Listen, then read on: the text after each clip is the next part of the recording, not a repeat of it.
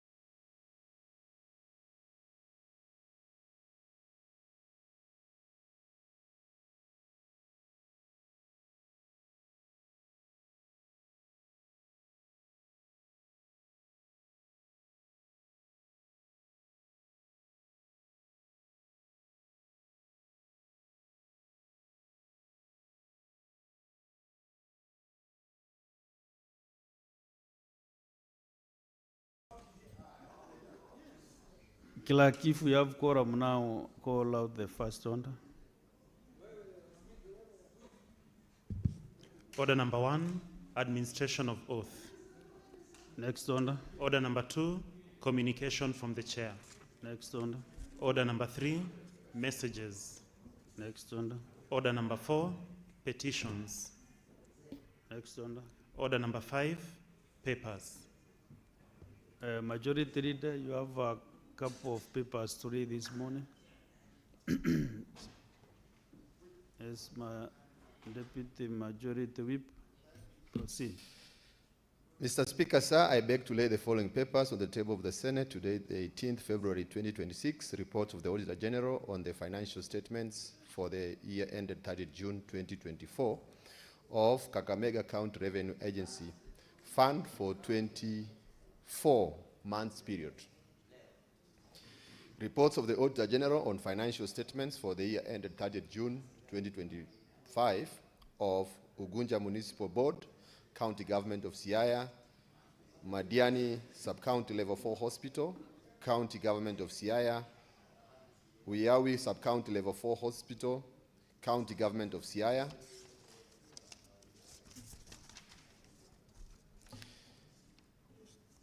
Amatsi Water Services Company Limited, Rambwa Sub-County Level 4 Hospital, County Government of Siaya, Ambira Sub-County Level 4 Hospital, County Government of Siaya, Ukwala Sub-County Level 4 Hospital, County Government of Siaya, Narok County Bursary Management Fund, Narok Municipality, County Government of Narok, Narok County Assembly, Car Loan and Mortgage Grants, Loans, Grants and Mortgage Scheme Fund, Municipality of Naivasha, County Government of Nakuru, Naivasha Water and Sewerage Sanitation Company Limited, Mutiambua Level 4 Hospital, County Government of Makueni, Kalawa Level 4 Hospital, County Government of Makueni,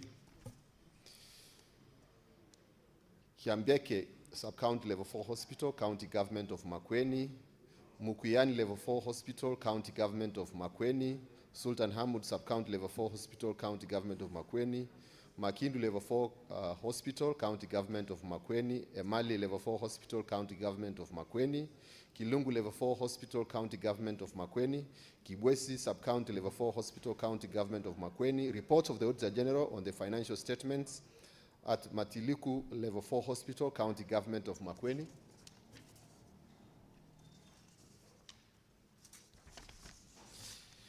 Water Sewerage Company Limited, Zombe Sub-County Hospital, County Government of Kitui for the year ended 30 June 2025. Nu Level 4 Hospital, County Government of Kitui, Kitui Empowerment Fund, Payangi Level 4 Hospital, County Government of Kitui, Mwingi Level 4 Hospital, County Government of Kitui, Katulani Level 4 Hospital, County Government of Kitui. Reports of the Auditor General on the financial statements on Matitu Sub-County Level 4 Sub-County Hospital, County Government of Kitui. Report of the Auditor General on the financial statements on Kitui County Textile Center.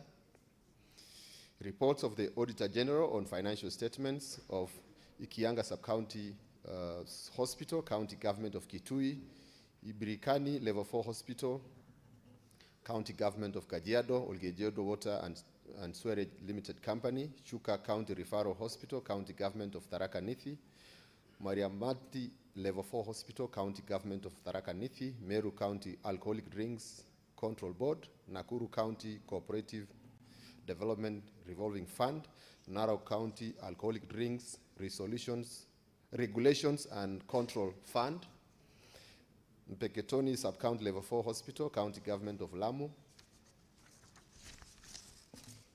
Witu Sub-County Hospital, County Government of Lamu, Mokote Sub-County Hospital, Level 4, Sub-County Level 4 Hospital, County Government of Lamu, Lamu County Referral Hospital, County Government of Lamu, Rabai Sub-County Level 4 Hospital, County Government of Kilifi, Watamu Municipality for the 17 months period, County Government of Kilifi, Marafa Sub-County Level 4 Hospital, County Government of Kilifi, Kenya Devolution Support Program 2, County Government of Nyamira, Municipality of Nyamira, County Government of Nyamira,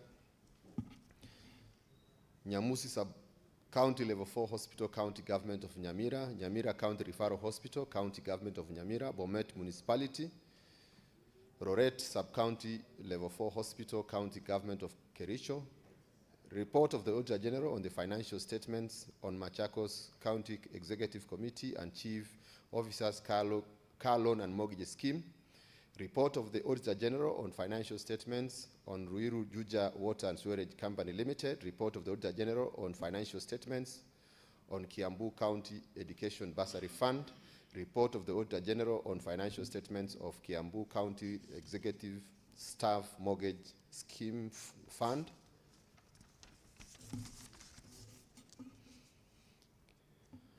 Kiambu Water and Sewerage Company Limited, go to Agulu Sub-County Level 4 Hospital, County Government of Siaya, Sigomere Sub-County Level 4 Hospital, County Government of Siaya, Bondo Level 4 Hospital, County Government of Siaya,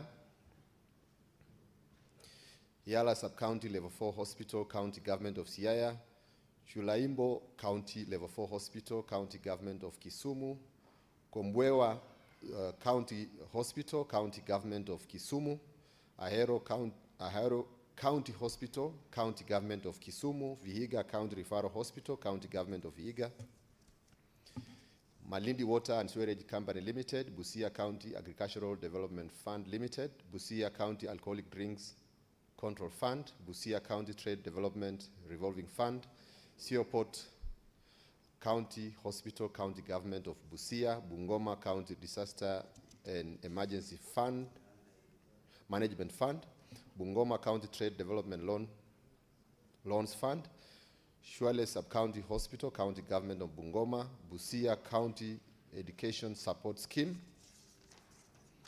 Mr. Speaker, sir, I beg to lay. Thank you very well. Next on the floor.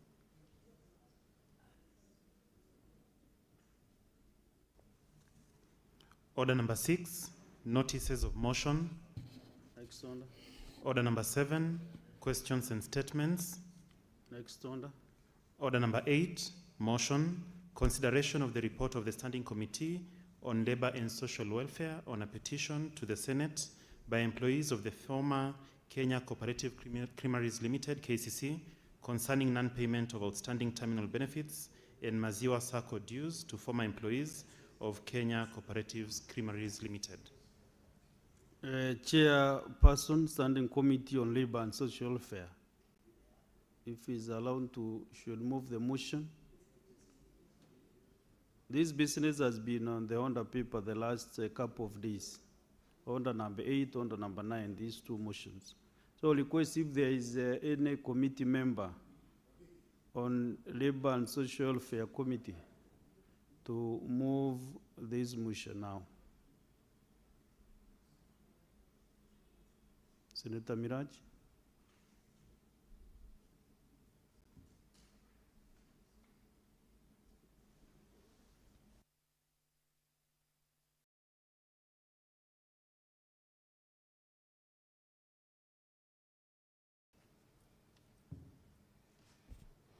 Mr. Speaker, sir, I beg to move the following motion: the consideration of the report of the Standing Committee on Labor and Social Welfare on a petition to the Senate by employees of the former Kenya Cooperative Creameries Limited, KCC, concerning non-payment of outstanding terminal benefits and Maziwa Sacco dues to former employees of Kenya Cooperative Creameries Limited.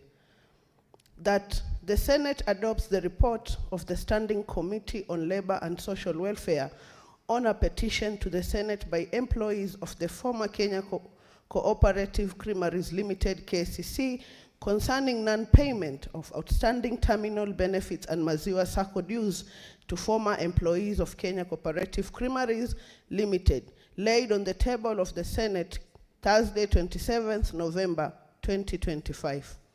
Mr. Speaker, sir, as we sat down as the Committee of Labor of this Honorable House of the Senate, we were made aware of these employees who were laid down, and the liability of their dues was said to have not been part of the new KCC.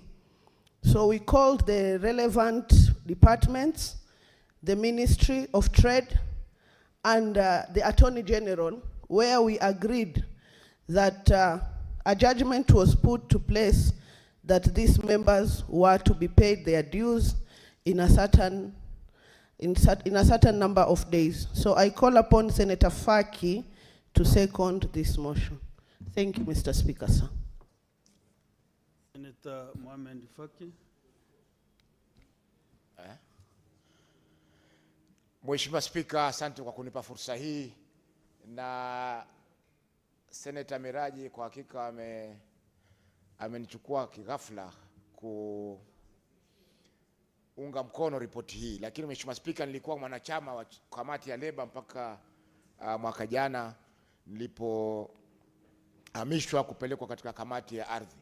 Mheshimiwa Spika, masuala ya wafanyakazi wa KCC ni mambo ya kusikitisha, kwa sababu hawa ni wafanyakazi ambao walifanya kazi kwa muda wa miaka mingi na shirika la KCC. Baadaye shirika lilifilisika, na baada ya kufilisika serikali ikaanzisha shirika jipya la KCC ambalo mpaka sasa linaendelea kufanya kazi. Mheshimiwa Spika, jambo la kusikitisha pia ni kwamba rasilimali za KCC ndio rasilimali ambazo zilipelekwa katika shirika jipya la KCC, lakini malumbukizi ya mishahara na pesa za ambazo walikuwa wamesave pamoja na pia pensheni zao hazikuweza kupelekwa katika shirika lile jipya. Kwa hiyo Mheshimiwa Spika, wale wafanyakazi wa zamani wa KCC waliachwa nje na wengi wako katika hali ya uchochole hivi sasa. Mheshimiwa Spika, ni kuwa hata zile rasilimali zao ambazo walikuwa wameweka kupitia kwa sako yao pia hazikuweza kulipwa, ambazo hizi ni pesa ambazo dhahiri shahiri kwa zilikuwa ni za wale wafanyakazi ambao walikuwa kwa wamefanya kazi na shirika la KCC. Mheshimiwa Spika, swala hili lilipelekwa kwa mkuu wa sheria. Swala hili vile vile pia lilifika mahakamani na mahakama ikasema kwamba wanastahili kulipwa zile pesa ambazo walikuwa wanadai kama mishahara, na vile vile ile pesa zao za pension na kumbukumbu nyingine ambazo walikuwa wanastahili kulipa.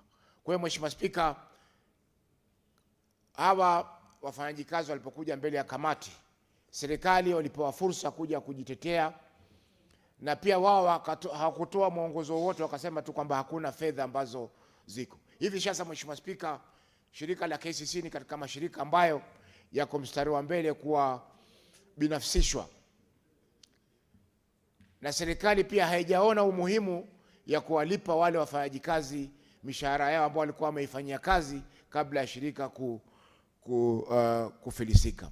Kwa hiyo Mheshimiwa Spika, mimi naunga mkono hii ripoti, na serikali katika mapendekezo Mheshimiwa Spika ipewe muda maalumu ya kuweza kuwalipa hawa malumbukizi ya mishahara yao, kwa sababu hakuna faida kwamba sasa shirika la KCC linafanya kazi, serikali imewekeza pesa nyingi, imenunua mitambo ya kisasa ya kuweza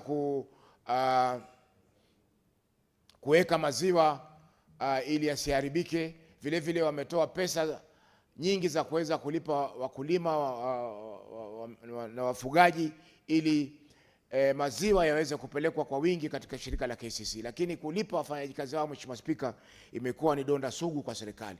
Kwa Mheshimiwa Spika, naunga mkono na serikali iwalipe kwa haraka hawa wafanyakazi wa zamani wa KCC. Mheshimiwa Spika, kiwanda kimoja cha KCC kiko Mombasa County katika eneo la Miritini karibu na station ya SGR, na ni masikitiko kwamba wale wafanyakazi wa zamani wengi tunawaona kule wanaishi katika hali ya uchochole, wakati serikali inaendelea kuweka pesa katika shirika hili la KCC, lakini hawako tayari kuwalipa wafanyakazi wao. Asante Mheshimiwa Spika kwa kunipa fursa hii.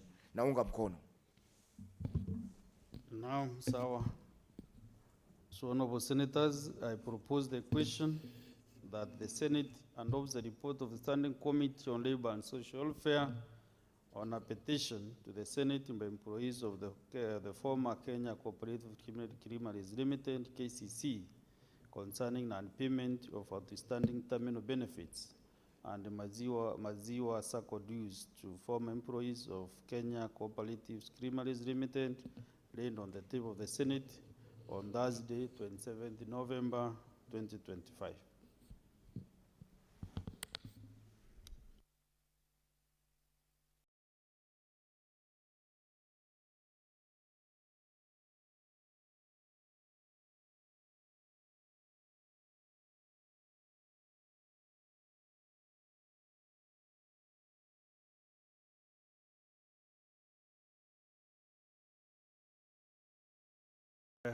Several requests.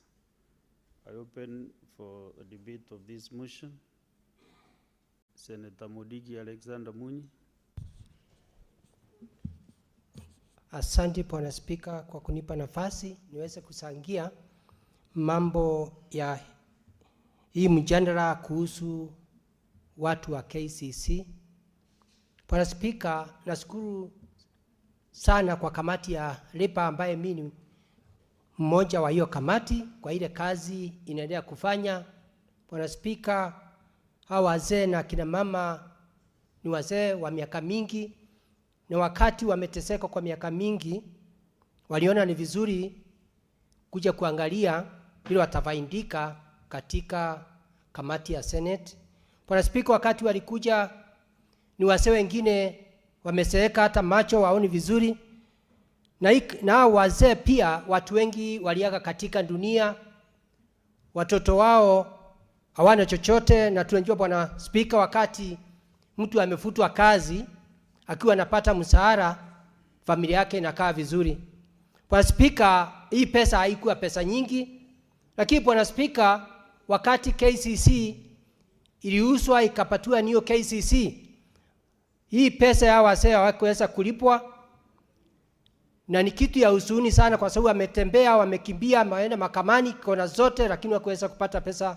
Bwana Spika, Bwana Spika, sisi tukiwa kamati ya LEPA tuliona ni vizuri tukae chini na wizara zote ya Attorney General, LEPA, wizara ya fedha, ya cooperative, sote tukakaa chini tukasikia maoni. Bwana Spika, tukaangalia tukaona kuna watu wengi, sio KCC peke yake, wameteseka. Kama wazee wameteseka, familia zao zimeisha, wengine wametoka katika ulimwenguni, tukasema tutaweza kutetea kuona vile wazee Bwana Spika na kina mama watapata pesa hela zao, na tukaona ni vizuri tukasikia na tumepitisha waweze kulipwa pesa zao. Kwa sababu tulikuwa nasema hata kama hakukuwa na pesa, Bwana Spika, mtu akiwa na ndeni, hata kama ni nyumbani ama ni kwa kampuni, waongeza unaweza kukata shamba, ama kama uko na vitu siweze kuuzwa. Lakini tukaona hiyo hatutawasaidia, lakini vizuri wakati ya mwisho tumepitisha ukaa na treasury na wizara zote, tukaona waweze kutafuta kitu inaitwa dialogue, au wazee waweze kupata pesa zao, na pia iwe funzo kwa wizara zingine zile zimekula pesa za watu wafanyikazi, ndio iwe funzo kwa zile wizara. Kwa hivyo Bwana Spika, sisi tumepitisha hao watu wakae chini na serikali na treasury, na pia na Attorney General, hao wazee na kina mama waweze kulipwa pesa zao. Na Bwana Spika, si pesa nyingi. Tumeona serikali ikipeana pesa hata ikisaidia. Kwa hivyo tunaomba vile hii kamati imepitisha, wizara ya fedha iweze kusaidia watu ndio waweze kupata pesa yao kabla hawajaondoka katika duniani hii. Na pia Bwana Spika, wale wengine walitoka katika ulimwenguni huu na duniani hii, familia zao siweze kupata haki, kwa sababu wengine wamevilishika, wengine wamepata shinda. Kwa hiyo Bwana Spika, nikiwa senator wa Embu County, mambo ya KCC iko katika kaunti kadhaa na iko na watu wengi. Kwa hiyo wazee kwa sababu wanajulikana, Bwana Spika, naunga mkono waweze kulipwa pesa zao. Kwa hivyo mimi nikiwa senator wa Embu County naomba naunga mkono watu waweze kulipwa pesa zao. Na pia itakuwa ni funzo kwa watu wengine, kwa cooperative, kwa sako, kwa makampuni. Muwe mkiangalia mahesabu vizuri, ndio msiweze kuenda na pesa ya wafanyikazi. Kwa hivyo Bwana Speaker, naunga mkono nikiwa Senator wa Embu County, Senator Alexander Munyi Mundigi Daktari. Asante Bwana Speaker. Senator Manzo Daniel. Yeah, thank you, Mr. Speaker. Mr. Speaker, I rise to support this motion and say that the benefit of working as a cooperative secretary in the Republic of Kenya in the Ministry of Cooperatives. And I want to say that KCC and the new KCC and even the SACCO, Maziwa SACCO, all of them fall under the Ministry of Cooperatives, which has a very small budget every year. And I want to say that this matter is a very clear matter. Even when the old KCC was sold, the new KCC did not take the liabilities of the old KCC, but their liabilities were obvious and were stated before the sale. And therefore, just like many other institutions in the Republic, there is clear law on this. And although the matter had been to the courts, it is clear that finally the courts ruled in the favor of the claimants. And that once that decision has been made, the only other course of action is that there should be budget.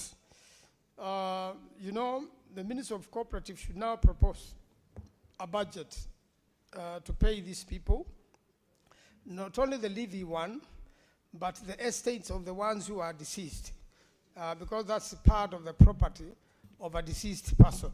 And therefore, it is important either the Ministry of Cooperatives or this House, during the budget proposal, that this particular budget be proposed, and especially from the Committee on Labor, so that it is a clear indication that this is something which should be budgeted. The Attorney General was part of this.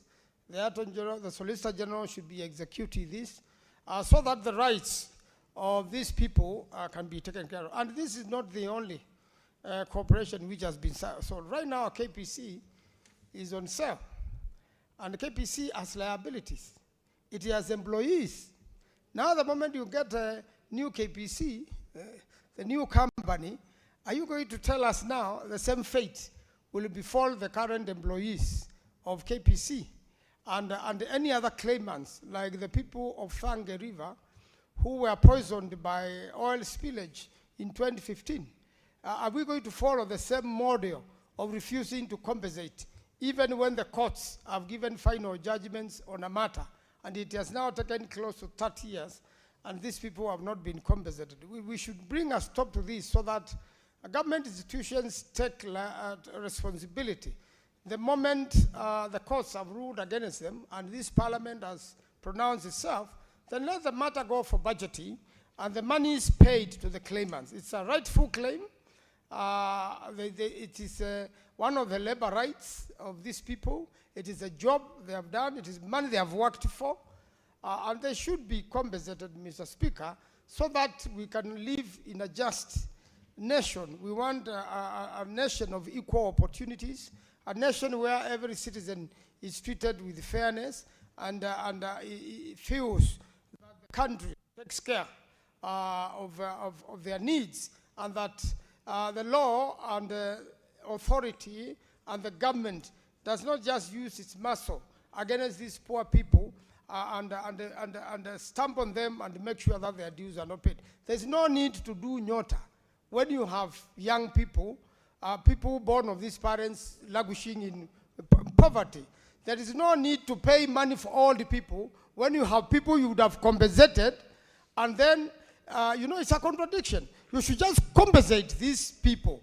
You should compensate before you compensate the old people. So let there be a budget and let these monies be paid. Otherwise, there's no need to do all this program when you are sitting on the rights of other people. Let all Kenyans be equal. It is a way of making sure that wealth is done. Mr. Speaker, I am done. Manzo, there is a point of order from Senator Mudigi. Bwana Spika, Senator Mudigi amemaliza. Kwa hivyo, labda you want a clarification. What do you want? Point of order you can't prosecute now. Maybe a point of clarification or something else. nataka nimuelezee kidogo tu Bwana Spika. Lakini hayuko kwa sakafu. Bwana Spika, ukinipatia ruhusa haku amekaa chini. Nataka nimjibu ni clarification. Bwana Spika. No, utaratibu uruhusu tena ufungue hilo jambo. Yeah, next is Senator Karungo Dhangwa Paul. Yes, Senator. Yes, just a minute, Senator Karungo Dhangwa. Mheshimiwa Spika, nataka kumuuliza Senator Manzo. Je, ni sawa kuwa na nyota bila ya mwezi? Iza vipi? Namuuliza, amezungumzia mambo ya nyota. Namuuliza, je, unaweza kuzungumzia nyota bila ya mwezi? Senator Manzo. Mr. Speaker, the stars in the creation theory, and I'm sure it is in the Quran and also in the Bible, the stars existed even before the moon and the sun were created. So the stars were already there. All that I'm saying, the Constitution of the Republic of Kenya must be followed. The country must be seen to be fair. The government must compensate these people. And that's why they have come to the Ministry of Labor, to the Committee of Labor. And this committee must order the Ministry of Labor to make a budget and pay these people. Otherwise, there's no need to debate here if these people will never be provided for. I thank you, Mr. Speaker. Senator Mudigi, what is it? What clarification are you seeking? Bwana Spika, umepatia Senator Manzu for clarification. Ningemjibu kidogo tu. Kuna tofauti ya nyota na mambo ya KCC.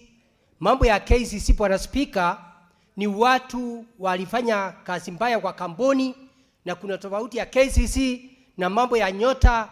Vile rais wa Kenya ameona asaidie vijana wetu na anasaidia katika kaunti 47. Na hii KCC wale watu walikuwa pale walikuwa wesi. Kwa hivyo wesi linganisha KCC na mambo ya serikali ya Kenya Kwanza, serikali ya muungano, mambo ya nyota. Tafadhali Bwana Spika. Wewe ni mwanachama wa kamati ya riba, sio? Kwa ripoti imesema hao wafanyikazi walikuwa wezi, ama umetoyo wapi? Bwana Spika, ni vile ilikuwa njibu Manzo kwa sababu alinganisha KCC na mambo ya nyota. Hapo hakuna mahali inaingiana. Kwa sababu ile ni pesa iliporwa. Bwana Spika. Hapo ameelewa vizuri. Okay, Senator Karungo. Thank you very much, Mr. Speaker. As I rise to support the motion and support the report by the Labour Committee, Mr. Speaker, even before I give my contribution, today is Ash Wednesday. I'm a Catholic, and this is today marks the beginning of Lent. And for the first time in the history of Christianity and Islamic, Mr. Speaker, our Lent period has coincided with Ramadan. So you can imagine, Mr. Speaker, that both Christians and Muslims, they are fasting for the first time, I think, for a long, long time in this month of Ramadan and month of Lent. So this is the time that this country will receive a lot of blessings, because together we are doing one thing at the same time.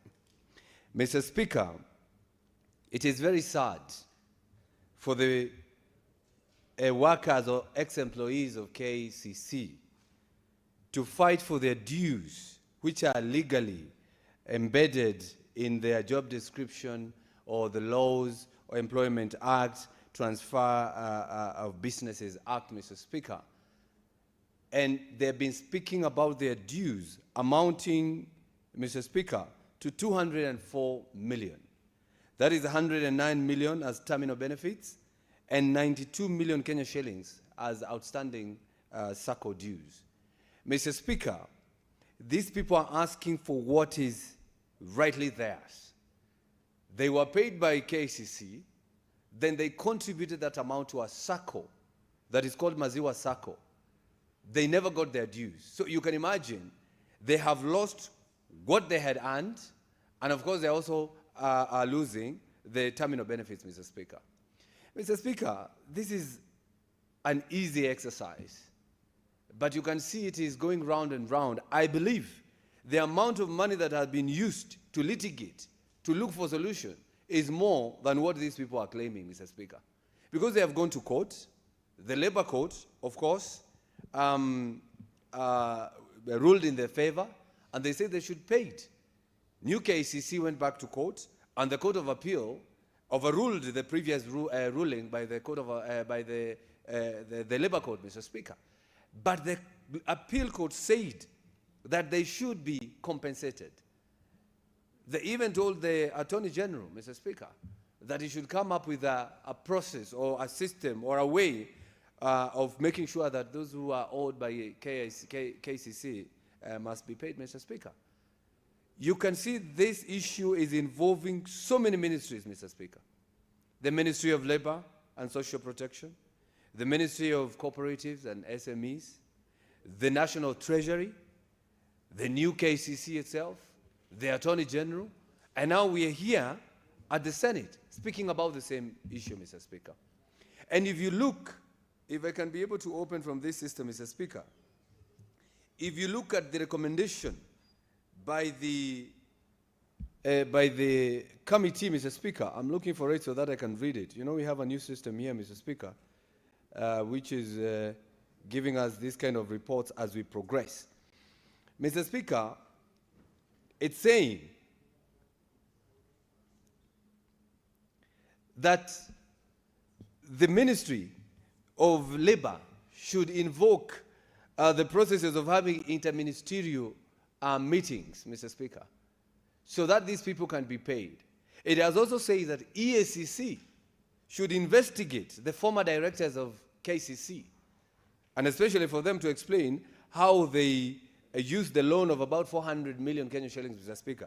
And this is a reminder to every Kenyan, and especially those who are being nominated by the president at the moment, right, left, and center, Mr. Speaker, that you might think you're on the president's side, but when the time catch up with you, Mr. Speaker, the law will come after you, Mr. Speaker, because you see the committee already has said that those directors should be investigated. Some of them are old, some of them died long time ago, Mr. Speaker, but can you imagine having worked as a director at KCC and 70, 30, 40 or 20 years later, the government is coming after you, Mr. Speaker. So this is a wake-up call that anybody who is working for any Kenyan parastatal, any government parastatal, that a time will come that you'll have to stand and answer questions. It doesn't matter whether the president is your friend or the current government is your friend. One day you will stand and explain what you did when you are serving in a certain position, Mr. Speaker. Mr. Speaker, I want this House, as we support this motion, Mr. Speaker, to think of it this way. Imagine waking up, getting a job, and working for so many years in a government parastatal. Then after you do that, Mr. Speaker, you leave the work, or you retire, or there is restructuring, or the company that you have been working for, the parastatal you have been working for, has been merged or has been dissolved, and then you go home, Mr. Speaker, without anything. Not your benefits, not the money you contributed to a SACCO that was supposed to assist you, Mr. Speaker.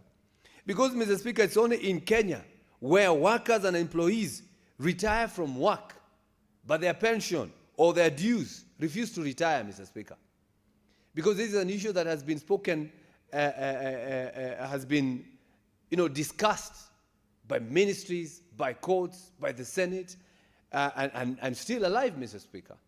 Those who, the employees, those who are asking for the Senate through the petition to at least try to help them, Mr. Speaker, most of them died, Mr. Speaker.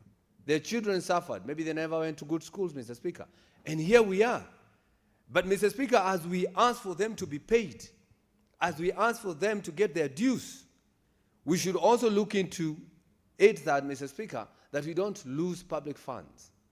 Because sometimes some people might say we act for KCC, probably they never worked, or others want to make money from this issue, Mr. Speaker. But I can tell you, owing to the fact that I know how this government works, these dues are legitimate, Mr. Speaker. Because if there is anything for the government to eat, they could have paid them, Mr. Speaker. If the government was making money from these people, they could have paid them.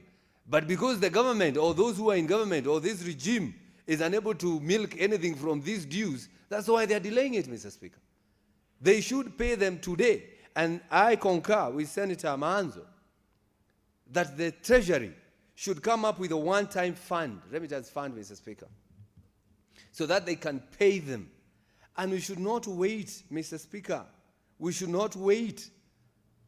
We should be given timelines when they're supposed to pay them, Mr. Speaker. Because it is very sad. And this is a wake-up call to this House, that we should look, as a recommendation by the committee, that we should look into the Transfer of Businesses Act, Mr. Speaker. Because before you transfer businesses, the former employees should be given their dues. Before you transfer anything, Mr. Speaker, the employees should be given their dues. Because you cannot say we are new KCC, that we don't know about the older KCC.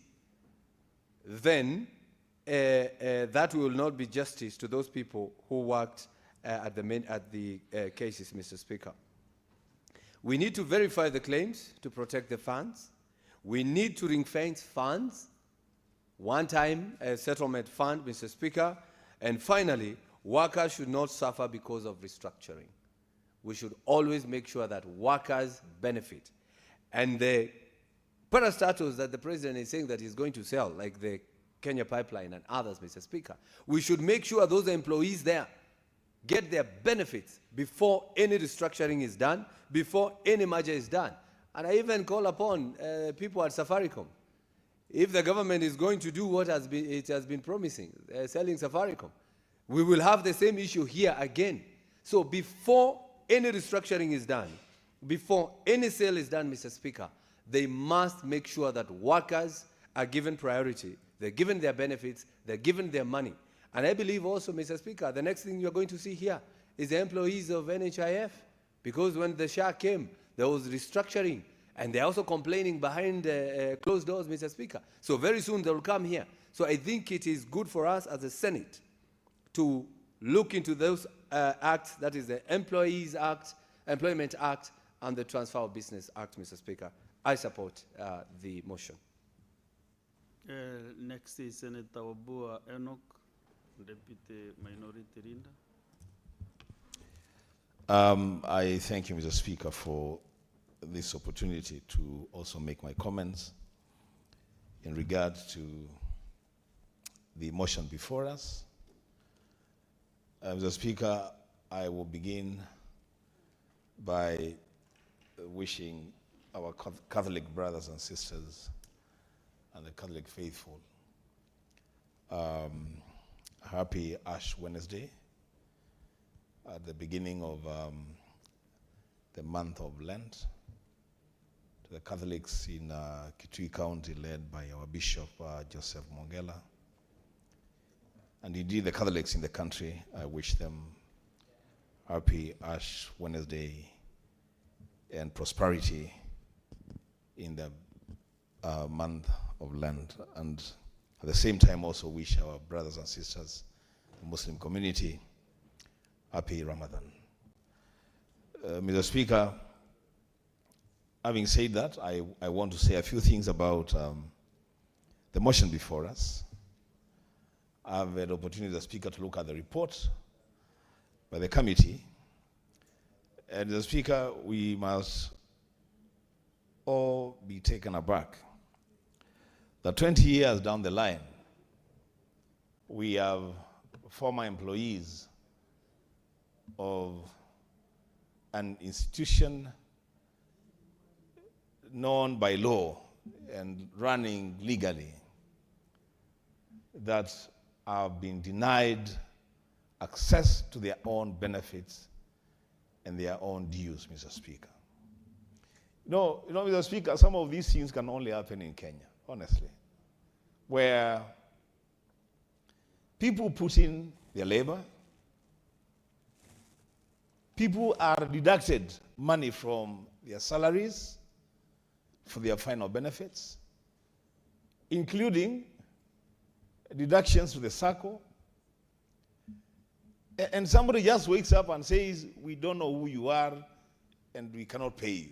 Mr. Speaker, it's a contradiction that we are all thinking and working very hard to move this nation to a middle-income economy. I don't want to talk about where we are being told we will go, but Mr. Speaker, how do we get to middle-income level when we cannot even do the basics of respecting people's rights and paying people what is due to them? Mr. Speaker, when you look at those terminal benefits and the Maziwa SACCO dues and the amounts due to the Provident Fund, it is not so much money, Mr. Speaker. It is not money that cannot be paid. As Senator Thangwa said, the terminal benefits is just 109 million Kenya shillings. Maziwa SACCO dues is 92 million. The money owed to the Provident Fund is 2 million Kenya shillings. Mr. Speaker, surely if there was goodwill on the part of government, on the part of the new KCC, these are dues that are payable. Mr. Speaker, I want to imagine what these former employees of KCC are going through. 20 years of waiting for monies that are genuinely and legitimately due to them, and money not coming. These are people who have children, even grandchildren to take to school. They have also bills to clear. They have to put a meal on the table, and they're not asking, Mr. Speaker, for anything that is not legitimately due to them. The Speaker allowed me to say this about the recommendations that I have seen made by the committee. I respect the committee. I respect all members of this House. But Mr. Speaker, I would have wanted to see stronger recommendations by the committee, especially on matters relating to the prayer by the petitioners. Because you see, the committee has been sucked into generalities and made recommendations about the future, what needs to happen in the future to prevent a situation where an occurrence like this one comes back. Mr. Speaker, I've seen that the committee has recommended certain changes or amendments to two specific laws, the Employment Act and the Transfer of Business Act. That is okay, Mr. Speaker. That is good for the future.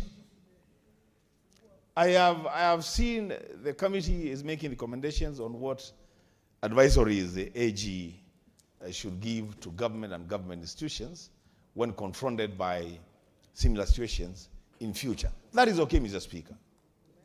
But Mr. Speaker, you see, if you change this law in 6 months, in 2 years, and we know how much time it takes to push legislation in Kenyan Parliament, how will that help the prayer of the petitioners, Mr. Speaker? The ruling by the Court of Appeal, it's a very interesting ruling, and I am very happy that my leader is in the House. Justice retired Stewart Mazayo. Maybe he will explain to this country how justice is dispensed in our courts. Mr. Speaker, here is a ruling that, first of all, nullifies the decision of the lower court and says that these employees should not be paid their terminal benefits and their SACCO dues. But in the same ruling, Mr. Speaker, the judges are saying, we are urging the AG to issue an advisory to the government to pay these employees because the government had committed to pay and these people have suffered for a long time. Mr. Speaker, if the judges made a determination that these people have suffered for a long time and that they should be paid, why not just issue a ruling and say, uphold the decision of the lower court and get these people to be paid their money, Mr. Speaker?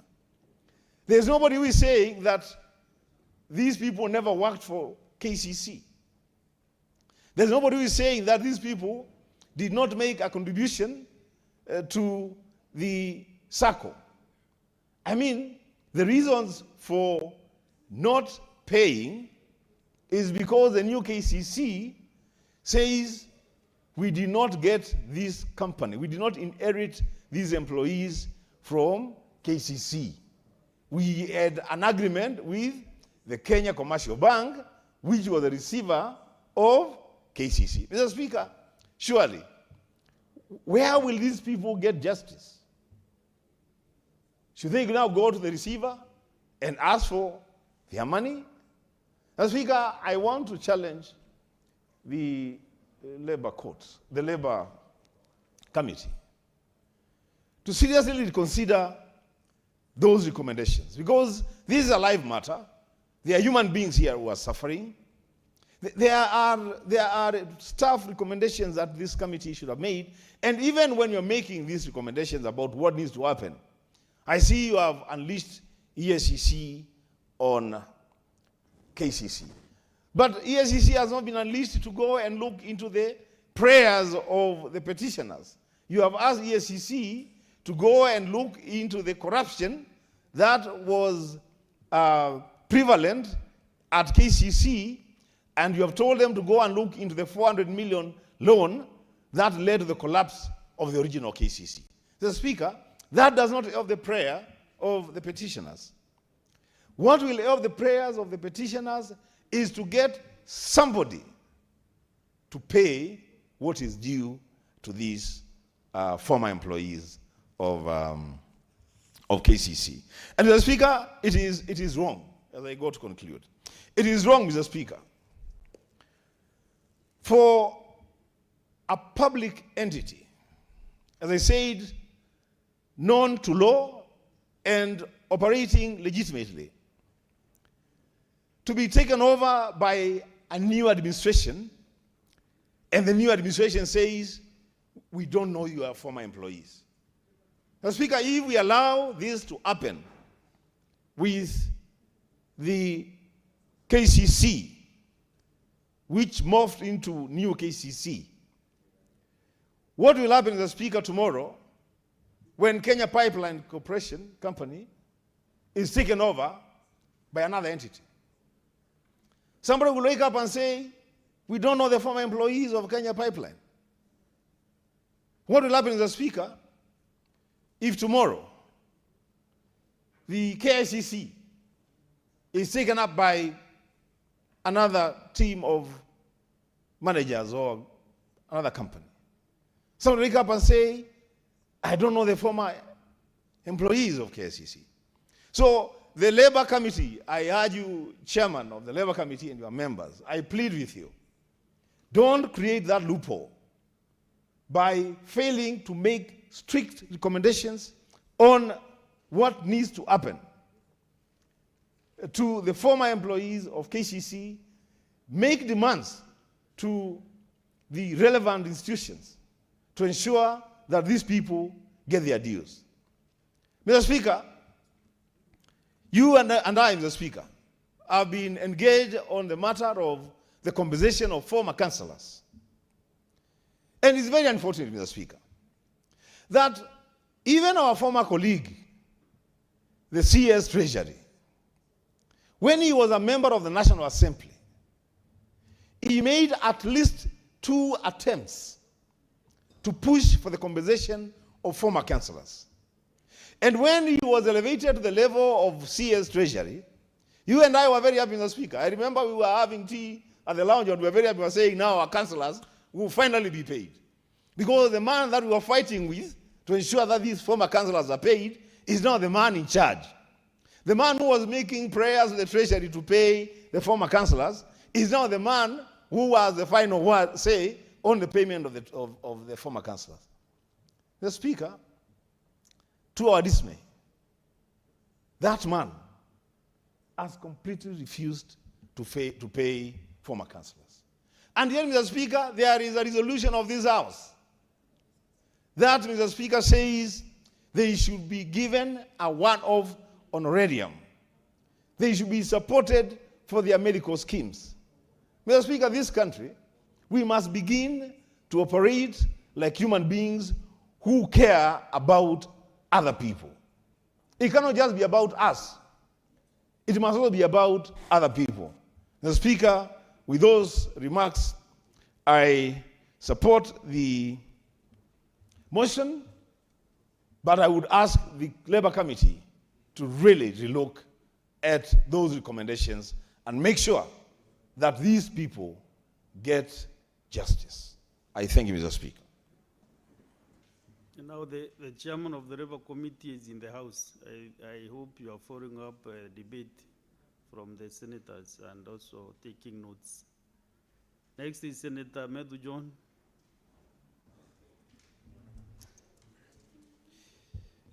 Thank you very much, Mr. Speaker, for this opportunity to rise and support this particular report and motion by the Labour Committee.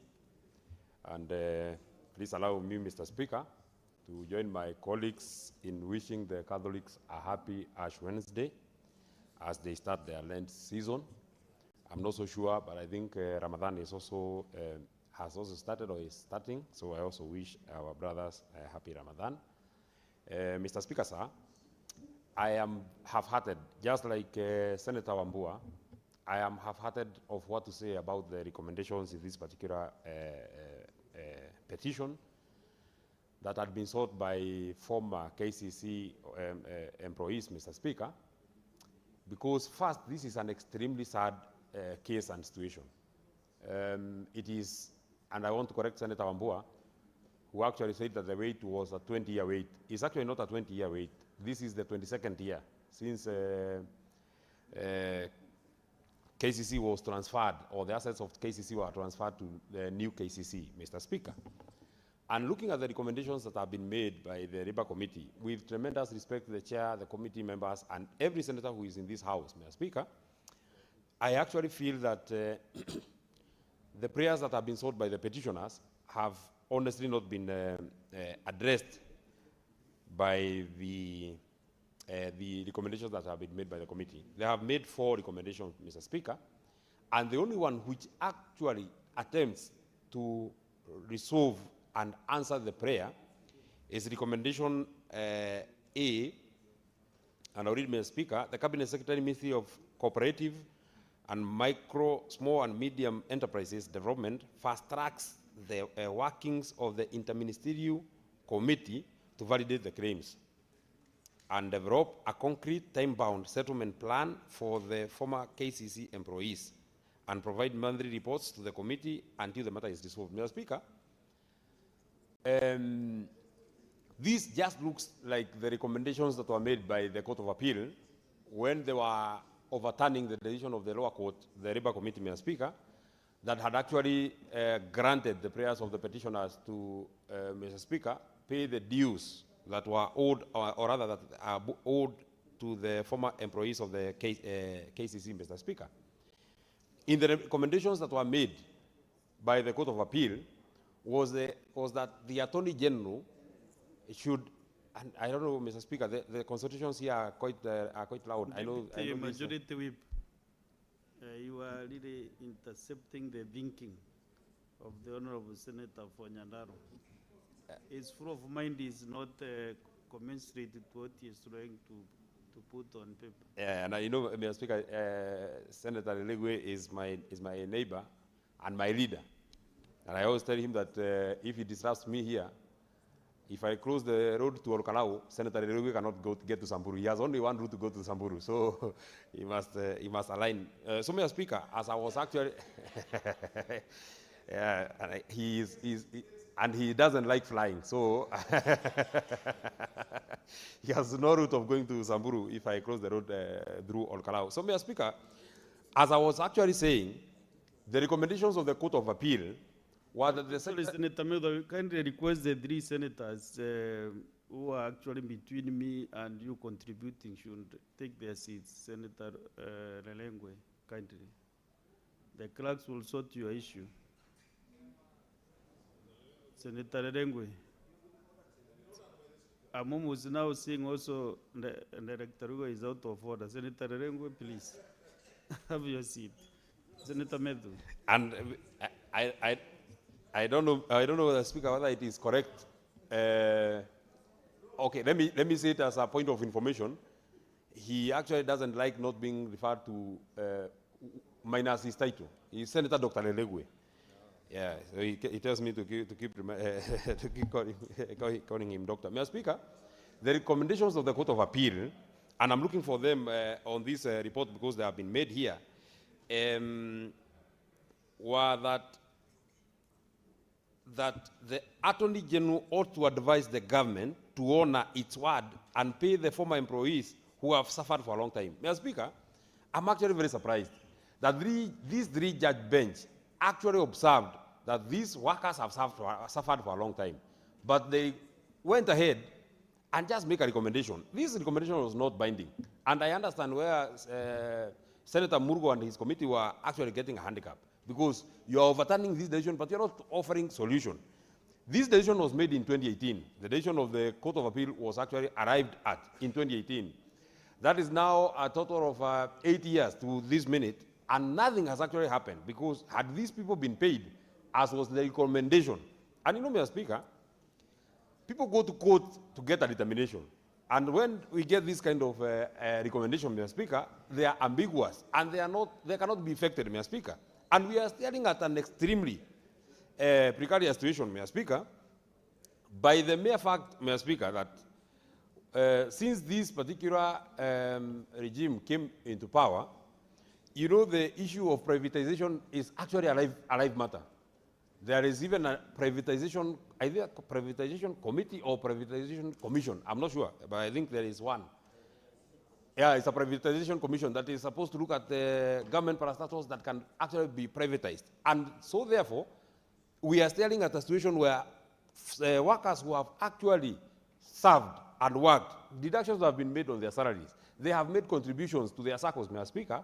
Just assume that, for example, KICC is being privatized, is being given to a new proprietor, Mr. Speaker, and the new proprietor would just take all the other obligations, apart from these dues that are owed by the workers, Mr. Speaker, and their personal contributions, Mr. Speaker. Because when new KCC was formed from the receivership that was under KCB, Mr. Speaker, they were able to pay the farmers. They paid all the other monies that were owed to the banks, Mr. Speaker. They paid all the other suppliers. The only people who are not paid, Mr. Speaker, are their former employees, Mr. Speaker, which is an extremely sad situation, Mr. Speaker, that they have had to wait for 22 years, Mr. Speaker. As I come to winding up, Mr. Speaker, let me also mention, I have seen, and I was just thinking in my mind, recommendation number 4, Senator Murgo and your committee. I have seen that the recommendation number 4 is that the Ethics and Anti-Corruption Commission and the Directorate of Criminal Investigation, within 6 months of tabling of this report, investigates mismanagement and fund misappropriation by former KCC directors, particularly the 400 million loan that caused the company's collapse. Mr. Speaker, that recommendation on the face of it looks very flowery. But I'm wondering how that recommendation can actually be implemented, Mr. Speaker. I don't even know, because 2004 is not the other day. I actually just remembered that I think 2004, I must have been a class 5 boy. So I'm wondering, Mr. Speaker, 22 years later after the committing of this crime is when we are asking EACC to investigate, Mr. Speaker. Are these people actually even alive? Are these directors who are directors of new KCC 2004 actually alive so that we can investigate them, Mr. Speaker? Is this money that, is this a recommendation actually that can be effected? How come, Mr. Speaker, a crime was committed 22 years ago and not even the labor court where the employees first went to in 2013, not even the Court of Appeal made this recommendation. This recommendation is being made at the Senate in, I think today is the 18th, on the 19th of February 2026, Mr. Speaker. This is 22 years later, is when we are recommending that directors of old KCC are now investigated by EACC, Mr. Speaker, 22 years later. I'm surprised, Mr. Speaker. I'm actually wondering in my mind whether these directors are actually still alive, so that we can because if they are dead, Mr. Speaker, I don't think they can be actually investigated. However, Mr. Speaker, since we must try and cure this challenge because it's a major challenge, I want to agree with the recommendations that have been made by the committee, especially the recommendation on the amendment of the Transfer of Business Act, Mr. Speaker. This must be something that we must consider because we are the people who have been tasked with the responsibility of ensuring that we make our laws better. That is our work, Mr. Speaker. Every day we come here, Mr. Speaker, is to make the lives of the people of Kenya better, Mr. Speaker. It must be recommended, and we must move an amendment, Mr. Speaker, that as you move, as you transfer a business, Mr. Speaker, as you transfer all the other financial obligations that you are transferred to the new business, Mr. Speaker, one key component that must be considered, number one, is the contribution of employees, and number two is their pension. And for those who qualify for, I know that one has actually evaporated. The one that is given for employees that are on contract. I remember it, Mr. Speaker. But contributions that have been made, Mr. Speaker, on your, the ones that have been made, you have been making every month, Mr. Speaker, it cannot be that you have served an institution for 10 years, 15 years. Then it is transferred to a new person. The new person says that I don't know where you're contributing. I can't pay your pension. I can't pay your dues, Mr. Speaker. This is an extremely sad and something that must be looked into. Finally, it is the receivership regulations, because this challenge that we're having of these new KCC workers, Mr. Speaker, is birthed out of the receivership that KCC underwent through KCB, Mr. Speaker, because it is KCB which sold the assets of KCC to new KCC, Mr. Speaker.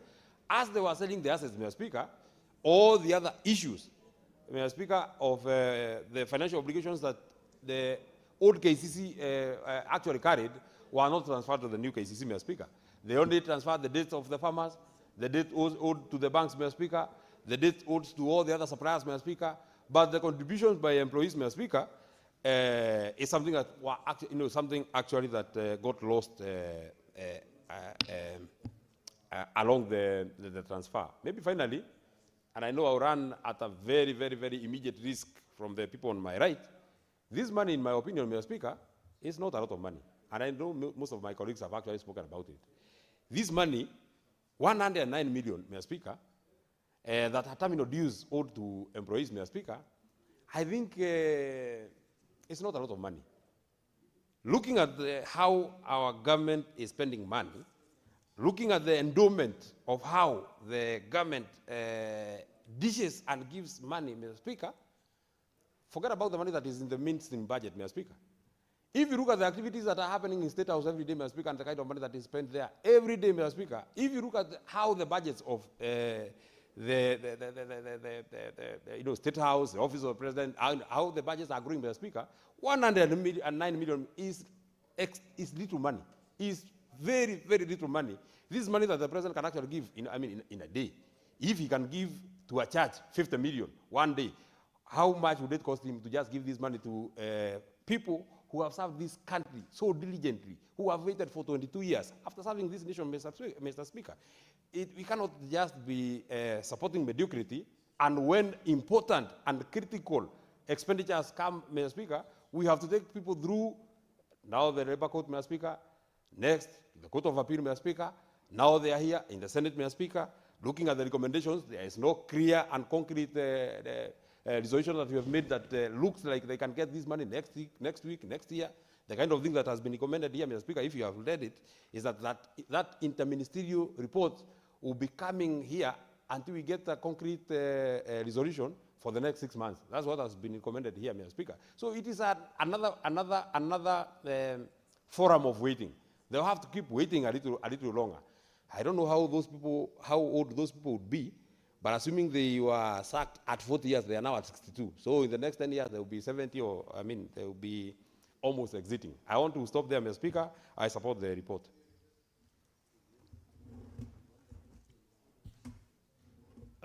Honorable Senators, you know, I've listened keenly to members contributing to this motion, and it looks like members are not happy with the recommendations. So, you know, this motion is a property of the House, of the Senate.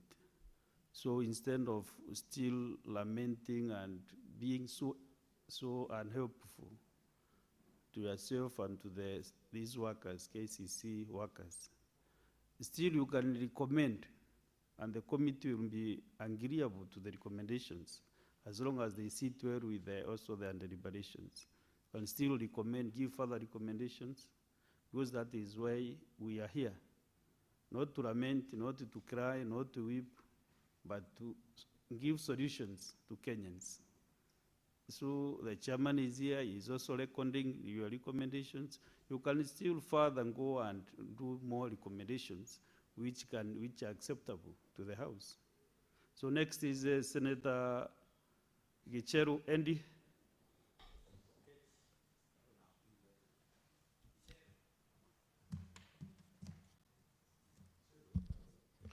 I thank you, Mr. Speaker, for this opportunity.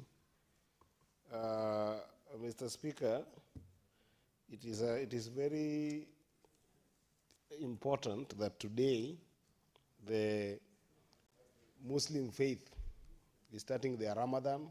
Therefore, it makes it an holy month for a swath of majority of our people in the country, as well as the month of Lent to the Catholic faith. And therefore, you get that most of our people today in the country are in a very religious and spiritual mode for the month.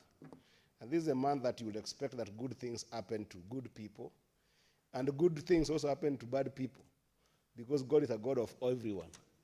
And I want to wish the Christians who are of Catholic faith the very best of this month, as well as my brothers in the Islamic faith, the very best in this Ramadan, as they say, Ramadan Kareem.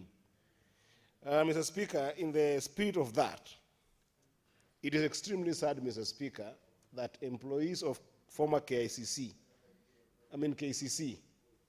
that worked up to 1997 to date have not been paid their dues. Mr. Speaker, between 1997 when KCC became defunct and then we had this new KCC, Mr. Speaker, you will get that between that 1997 and now, many things have happened in this country. We have gone, in 1997 we had a general election, we had a different president at that time. That president, God rest his soul in his peace, has since died. In 2002, we had another president, President Kibaki, who served this country, and God rest his soul in peace, he has since died. In 2007, we had Kibaki, and then we have had President Uhuru Kenyatta, who has served and left, and now we've got President Ruto. In all those regimes, no regime ever thought about dealing with this issue.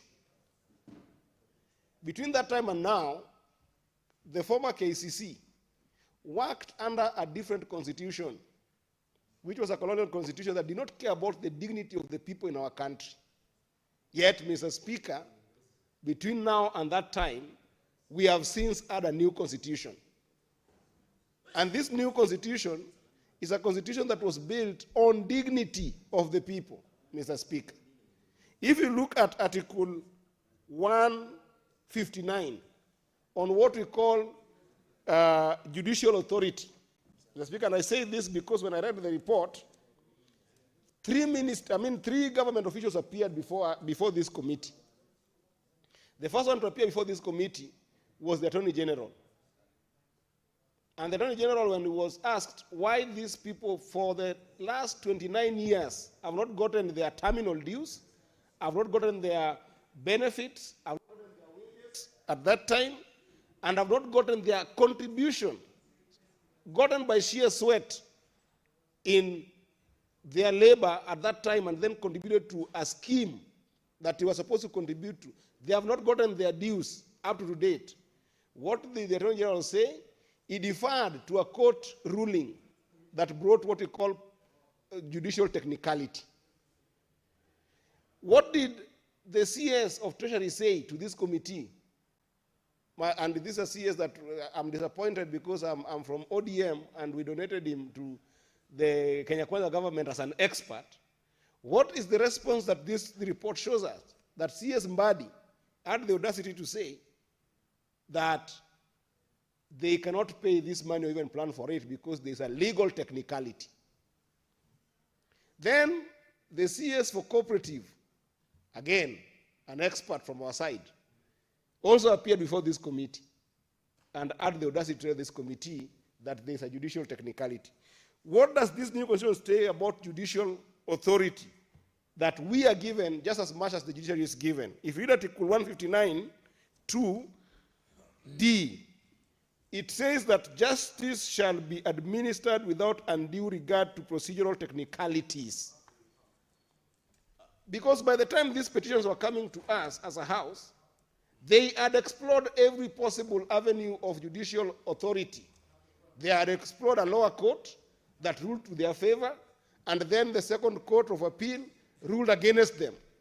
And therefore they reached to this house as the only last source of recourse to them. And then what's happening in this house that I'm seeing, Mr. Speaker? Senators lamenting. Senators lamenting that there's nothing they can do.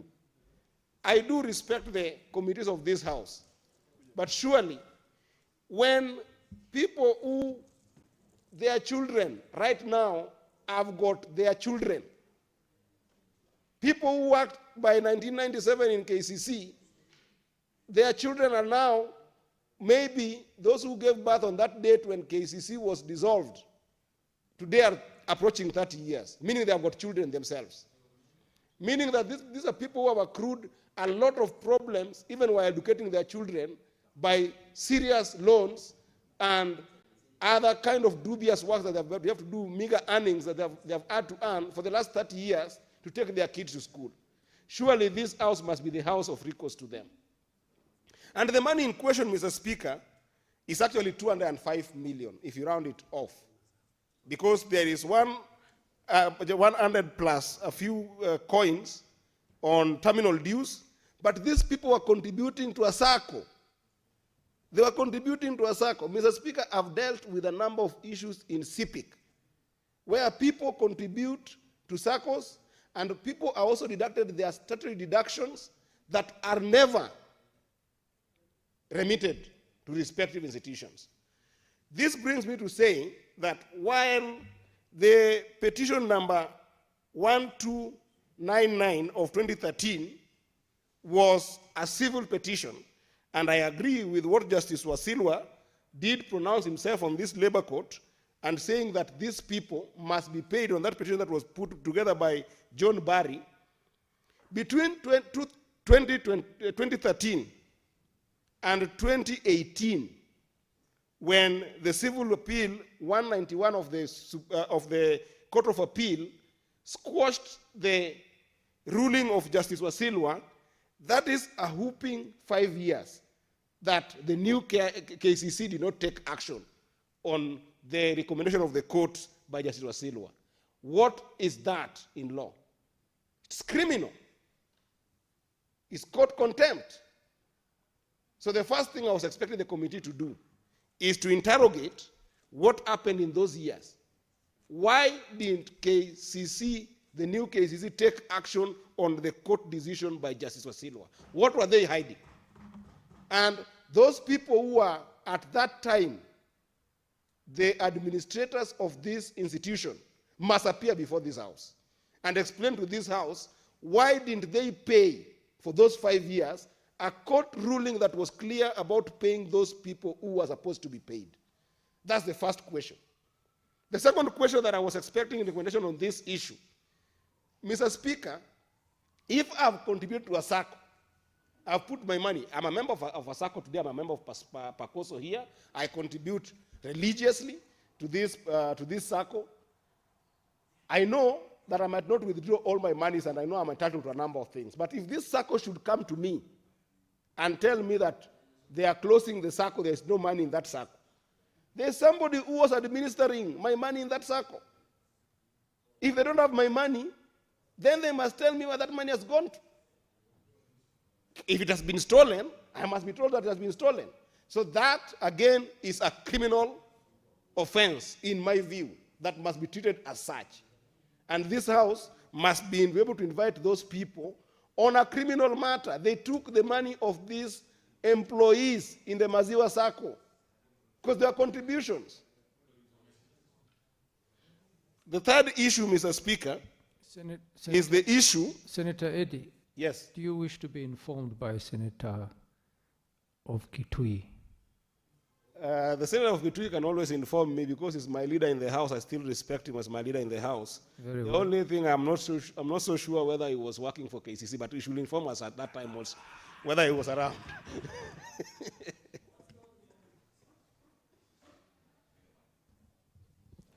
Speaker, I'm not sure whether the Senator from Migori wants to be informed by a former employee of KCC or his leader. I'm informing him as a colleague. Speaker, even if the money that the employees contributed to the SACCO was stolen, that money should have been insured. So there is no question of any loss of any deductions by any employee. There can never be an escape route for the people that collected this money. No escape route at all, I think you speak.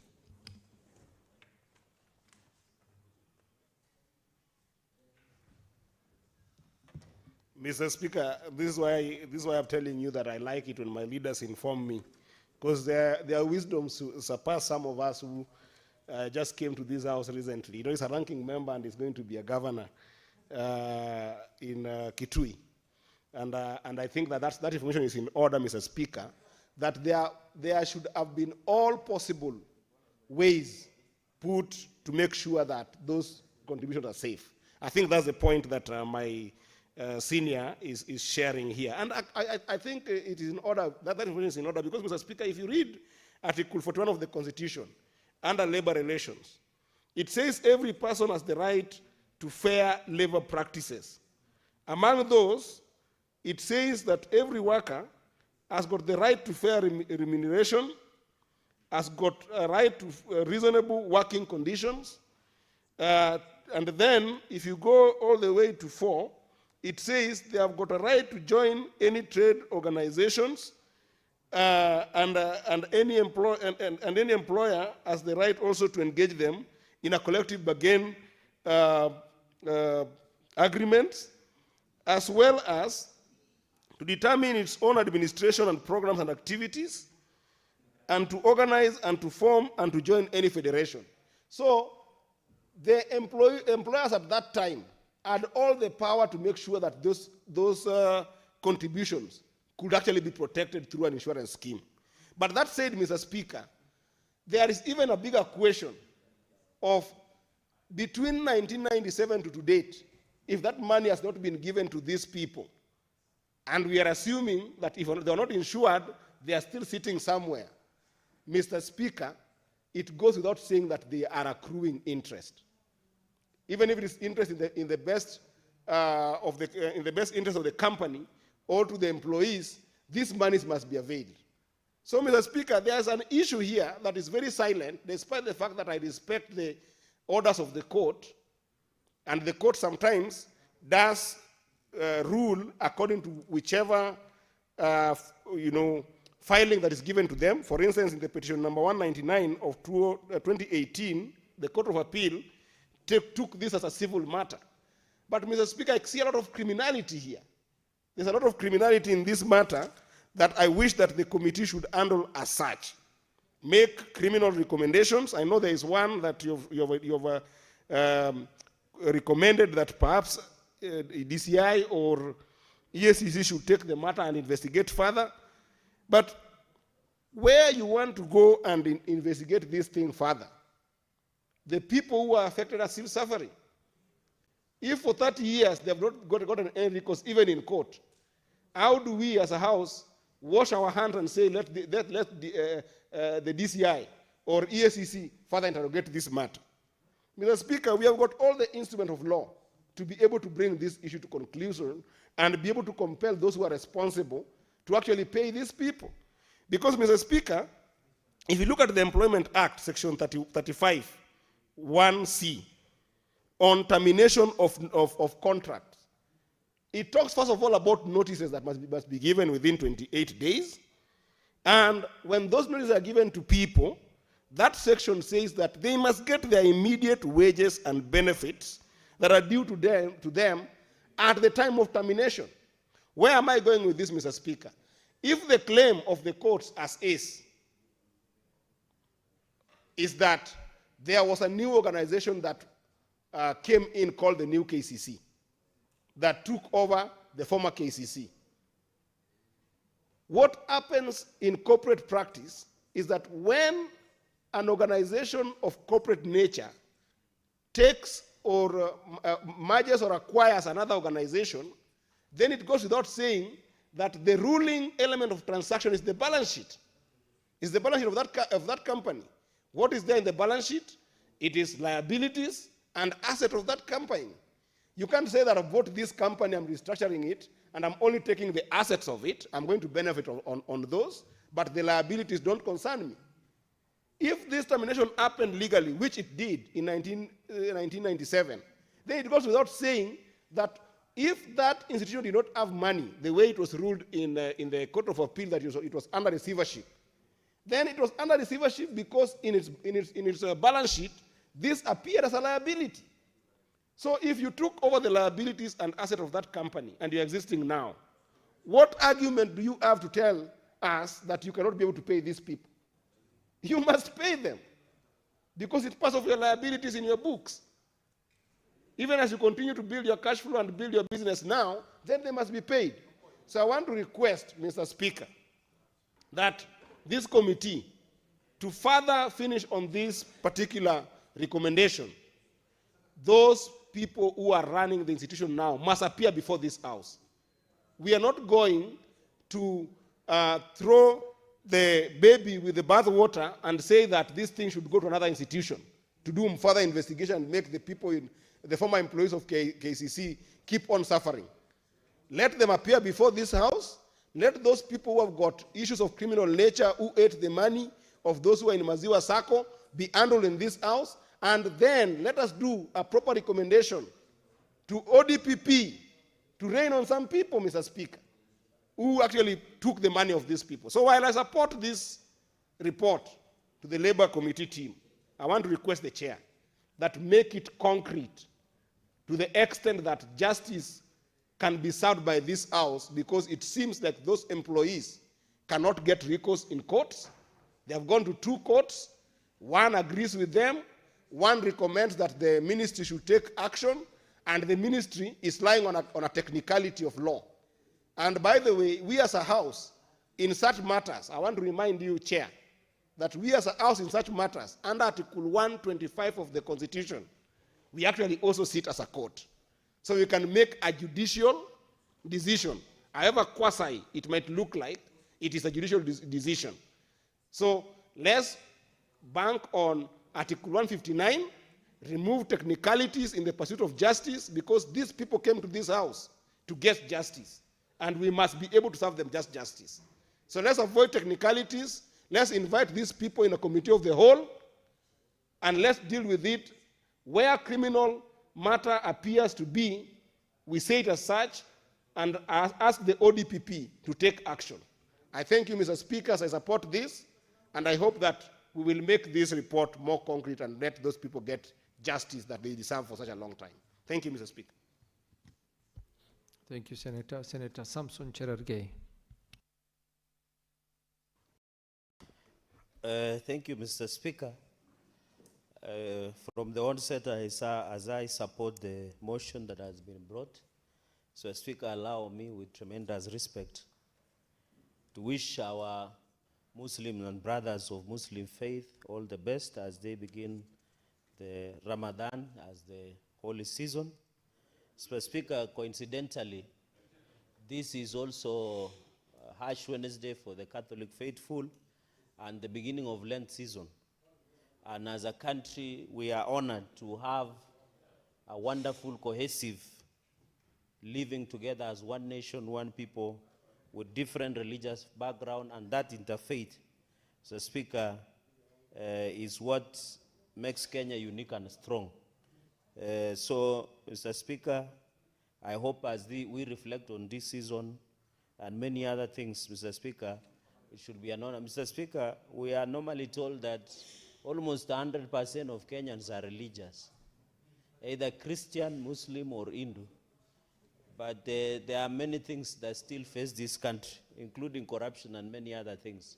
I think this session, Mr. Speaker, should be a session of reflection that will ensure all of us live according to our dictates of the religion. So Ramadan Kareem to all our brothers and sisters, and also a wonderful Lent season to the Catholic faithful. Mr. Speaker, from the onset, I've read the committee report, and I want to thank the chair of Labour, the distinguished senator from West Pokot, on the issue of this payment to both KCC and the issue of new KCC Limited, and the payment of their deductions, Speaker, and terminal dues. So, Speaker, let me start from when this matter was filed between the Labour Court and the Court of Appeal. There was an interlude of 5 years.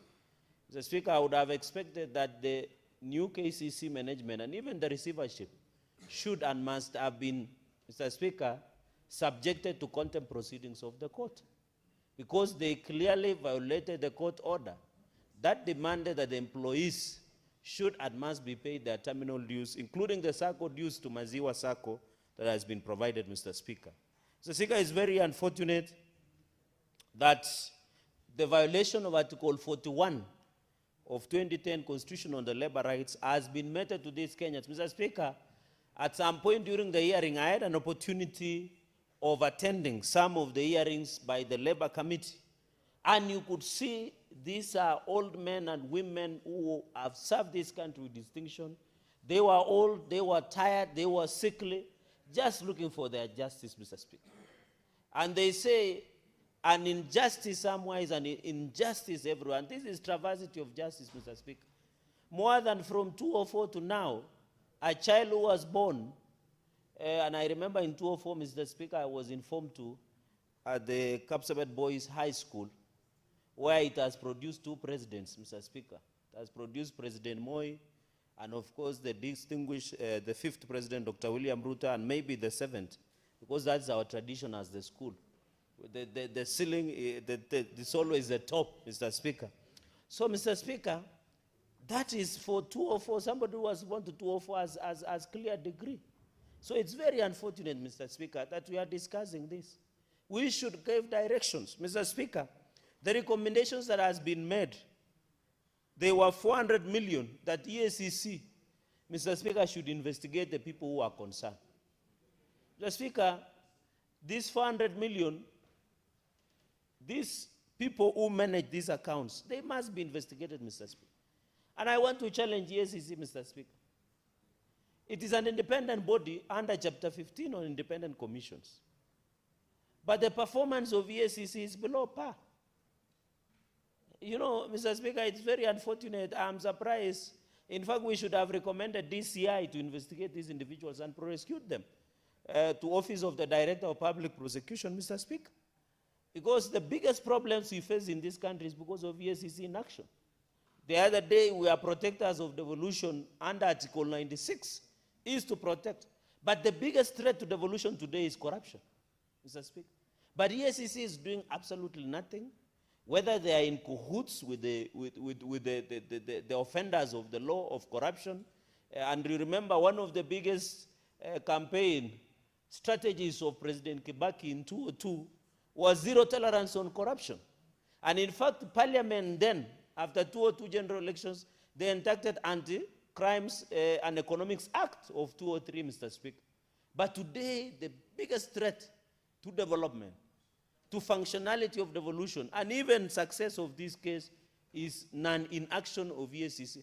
Mr. Speaker, and coincidentally, EACC has normally been led by religious leaders. So I don't understand.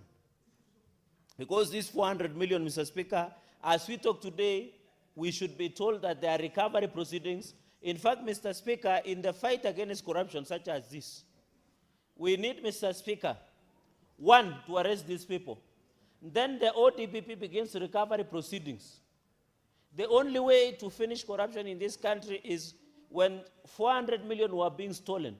You also jail people, do recovery proceedings, and ensure interest is paid to the money that is stolen. If this 400 million was stolen 25 years ago, Mr. Speaker, these people should pay close to 1 billion to Kenyans so that we punish and ensure the corruption is punished and banished in this republic, Mr. Speaker. Mr. Speaker, and therefore I challenge the EACC to do their job. If they need more resources, Parliament can always allocate and appropriate enough resources to EACC. And that is why, in fact, we need to form, maybe, in fact, in future, Mr. Speaker, the EACC and DCI should work together. Because sometimes white-collar crimes are not easy to fight in this country, Mr. Speaker, because of money laundering. These people, you know, tracing of the money, the issue of money laundering is becoming a problem in the fight against corruption, Mr. Speaker. Mr. Speaker, number 3 on the issue of these workers is that the issue of statutory deductions and terminal dues. This is an employment under Labor Relations Act, and the Employment Act is very clear that terminal dues must be paid, Mr. Speaker. I think this is long overdue. The issue of statutory deduction and to Maziwa Sacco. Mr. Speaker, there is a problem with our SACCOs in this country, because most of the SACCOs are collapsing with the people's money, as you are aware. And that is why we passed the SACCO Societies Act, Mr. Speaker. It is now SACCO Societies Regulatory Authority must be called to order, or what we call SASRA, because it's their duty to ensure the SACCOs are properly regulated. The fact that Maziwa Sacco, Mr. Speaker, took money that belonged to the people and belonged to many people, Mr. Speaker, is a very unfortunate, and they should have paid, Mr. Speaker, because this was Kenya shillings. Provident Fund was Kenya shillings 204,471,555 shillings and 20 cents, plus interest, were Provident Fund that were paid to Maziwa Sacco. We have a problem with SACCOs in this country, Mr. Speaker. We need ZASRA to be on the lookout to ensure SACCOs that do not comply with the regulations that are provided by the law, Mr. Speaker, should and must be provided for. And, Mr. Speaker, it brings me to the point of statutory deductions. Mr. Speaker, many counties, and by the way, this is how people are stealing money. Because we were asking control our budget, and I know that the distinguished senator of Narok knows this. When you request money to control our budget, you don't request in net, you request in gross. So what counties are doing, they do statutory deductions, and they don't remit to the relevant statutory, including KRA, NHIF, SHA now, NSSF, Mr. Speaker, and I'm happy the President has done something about NSSF. For the first time, the pension has grew by more 1,000+ growth, unlike for the last 60 years, Mr. Speaker. So this issue of statutory deductions, and I want to request the EACC and DCI, or people who deal with Economic Crimes Act, where counties deduct the money, but they don't remit. That's an offense, that's corruption, Mr. Speaker. Because how do you take the employee's money and you don't remit? It means it has been stolen, and that is 204 million shillings plus was stolen, and they should be ensured that they recover that money with the interest. This should to the employees, and therefore Maziwa Sacco and all the directors, because there was what we call culpability, dereliction of duty by the directors of Maziwa Sacco, they must be brought to order. Mr. Speaker, I want to appeal to SASRA to be on the lookout and ensure that the regulatory authority should be in phase, Mr. Speaker. Mr. Speaker, curiously in the morning, I was following the distinct senator of Makueni, and he said a very strange statement that I've never heard in my life. He said it is better to pay these employees than to give nyota to young people, to give Inua Jamii to our old men and women in the villages. That is the worst statement I've ever heard from a leader, Mr. Speaker. All tremendous respect. Does it mean our old men and women do not have right to get Inua Jamii?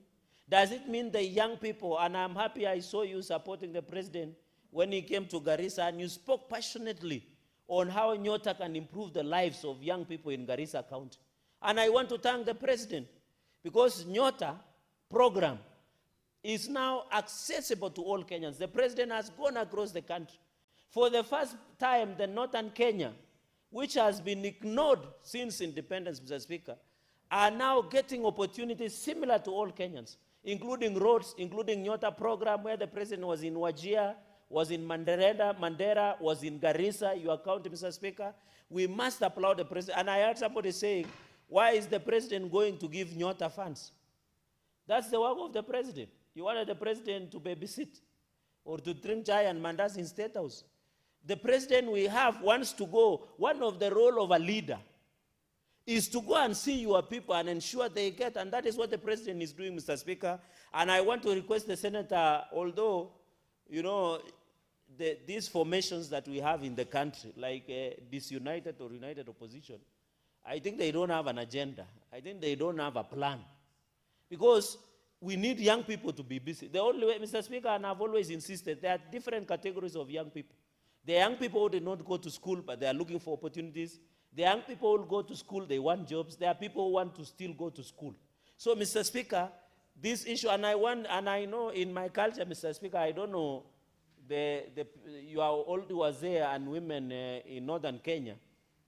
Mr. Speaker, you know, he said that Inua Jamii, which benefits old men and women, should not be given out. In my culture, if you say that, the old men can curse you. So I want to request Senator of Makueni to still come back, apologize to the old women and the youth. If he doesn't apologize, the old women and youth of Makueni should punish him in 2027 general election. And in fact, it is dangerous because old men can just term a matter and you are cast, Mr. Speaker. So he needs to be careful. Let us, Mr. Speaker, let us complement as leaders. So in this payment of terminal benefits, contribution to Provident Fund, Mr. Speaker, the SACCO dues and the Arambe SACCO, we saw, and I know colleagues whether they are aware of the crisis that we saw in Arambe SACCO, this issue of SASRA, they must come out. Mr. Speaker, it is very unfortunate. There is another parastatal by government called Kenya Post and Telecommunication, Posta. The employees have not been paid up to date, Mr. Speaker. There has been delay of salaries to the Posta employees. The management and the minister concerned of ICT, I don't know, is it the former governor of Kiambu, must ensure the Posta employees are paid their dues, Mr. Speaker. It is unfair. Kenyans have school fees to pay. They have medical bills to pay. They have personal rent, Mr. Speaker, and yet they are not being paid. So the Posta, Mr. Speaker, must come and ensure that we look focus the employees. Mr. Speaker, we want, and I think, Mr. Speaker, it drives me to my final point. Mr. Speaker, there is the law that we passed, the Privatization Act of 2025, number 18 of 2025. We passed the Privatization Act. Mr. Speaker, the argument of sagas or government has been that there is too much expenses in our parastatals. And I heard my colleagues complaining that the government is privatizing. The reason privatization is being done, Mr. Speaker, is to allow some of these parastatals to function, including payment of the employees. One of the aspects that the Privatization Act has given into place is to ensure the process of privatization is made and per the law. What you see, the transit between KCC and New KCC Limited and the Kenya Commercial Bank must be called the Kenya Commercial Bank, who was a receiver, KCB. I know KCB is one of the established banks in this country, Mr. Speaker. They must tell us what their role. And I'm happy, the Speaker, you had said we should sit and agree on what the role KCB or Kenya Commercial Bank played in this process of the KCC, New KCC Limited, and their process in winding up and ensuring that the receivership was done at that point in time, Mr. Speaker. So this issue of Privatization Act has given into focus. I am aware, Mr. Speaker, that the government is trying to offload Safaricom shares through, and I'm happy the government is doing public participation. Safaricom shares offloading, Mr. Speaker, will assist in fundraising, among other things, infrastructure support. You are aware we are doing road from Wajir through your county to Nairobi. We need enough resources. We cannot only depend on World Bank or any other. So the sale of Safaricom shares should be supported. I have seen individuals, Mr. Speaker, who want to correct government, but they don't have an alternative. Mr. Speaker, as we talk, the public debt is approaching way above 11 trillion. In the budget policy statement, Mr. Speaker, the internal public debt is close to 1 trillion Kenyan shillings in terms of the interest of domestic borrowing. We must sit as a country and say the sale of Safaricom shares is within the law. And we need to raise, at least I'm told it's more than close to 250 billion, that will ensure Mau Summit, Rironi Road is dual. Mr. Speaker, people who come from Mount Kenya, and I don't have a problem with, I traveled the other day to Murang'a. Mr. Speaker, they only use 30 minutes to be in Kenol because they are road. For us who come from Western Kenya, and I can see a number of us, we take even 2 days and sleep on the road to reach our homes because of the pathetic traffic gridlock along Mau Summit to Rironi, Mr. Speaker, or Rironi Mau Summit, and therefore the sale of Safaricom shares should, and the government should proceed. I'm happy in the public participation that has been conducted by the National Assembly, Mr. Speaker. Even I want Kenya Pipeline Corporation, the sale of shares through initial public offer. Kenyans should buy, they should own some of these parastatals to ensure these parastatals keep making profit and ensuring that we proceed, Mr. Speaker. Mr. Speaker, and therefore, as I conclude, I want to applaud and ask also the counties, because SACCOs are devolved, Mr. Speaker, the county should play a role and ensure. Mr. Speaker, even as Ramadan begins, Mr. Speaker, our county government should work very hard. I know Mandera has a problem with generator. We were with you, and I had the president, please, the issue of generator should be fixed, especially, leave alone seedlings, we'll come to that. The issue of Ramadan is beginning. I wish the people of Mandera could get electricity. And I'm happy the president noted that the generator. But what curiosity, Mr. Speaker, I was looking at the OAG report. The neighbor governor, Governor Ahmed Abdullahi, the COG chair, used 9 million to repair a generator instead of buying a new one. You know, that's what shocks me. It is in the OAG report. And Nancy Gatungu has flagged this in 2024, 2025. That the Wajir governor used 9 million to repair a generator instead of buying another one, Mr. Speaker. So we must ensure that these issues are handled once and for all. Mr. Speaker, my heart also goes to the great people of Sangailu, Kediloni, in Nijara constituency in your county, where they are drinking water that is looking greenish. Because the county government of Garissa has failed to provide clean, Mr. Speaker, and you know, I heard the Senator of Mombasa talking about seedlings. That's why we were asking Mandera governor, why would you buy seedlings in Mandera instead of supplying water to the people because of drought? That is what is happening in Sangailu, in Nijara constituency in Garissa. The water should be available. I want, there it is. Maize seedlings on the other 55 million, Mr. Speaker, but I know colleagues will do that. But I'm appealing to Kenyans that access to clean and affordable water should be a preserve of any Kenyans, Mr. Speaker. And therefore, even where we are raining, we should ensure that we focus on provision of water, going into the future, Mr. Speaker, in across, and I'm happy the rains are there. We should ensure Kenyan success, especially in this season that is coming, Mr. Speaker. Because I can see, Mr. Speaker, the issue of water, the reason I'm saying is because there is drought in the country. Even as we discuss the employees' rights, we must sit and ensure that we remain focused, Mr. Speaker. I've seen even there is a diarrhea alert somewhere in Wazingishu, Mr. Speaker, and we spend a lot of money.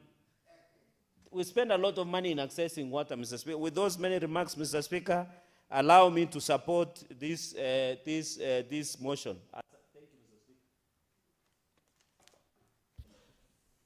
Speaker. Senator Olekina.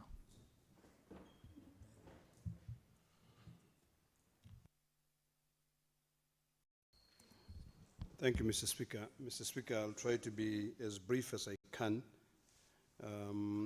to be able to critique this report. I've listened to my colleagues' submissions in regards to the direction the committee took while they were dealing with this issue of the petition. And Mr. Speaker, petitions are things that it's a right for every Kenyan. But the question that we never ask is what happens? What happens after the petition has come, petition Parliament for a matter to be heard? Parliament spends money, invite different bodies, they come in here, we go through, and then ultimately the finding of the petition is handed to the petitioner to be able to pursue.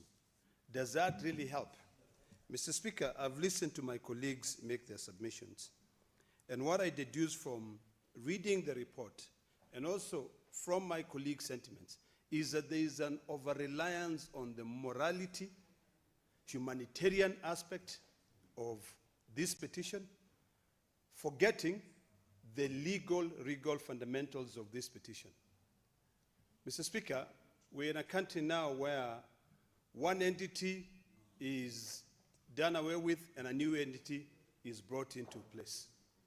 KCC was actually restructured, or it collapsed, depending on how you want to put it, and then new KCC comes in.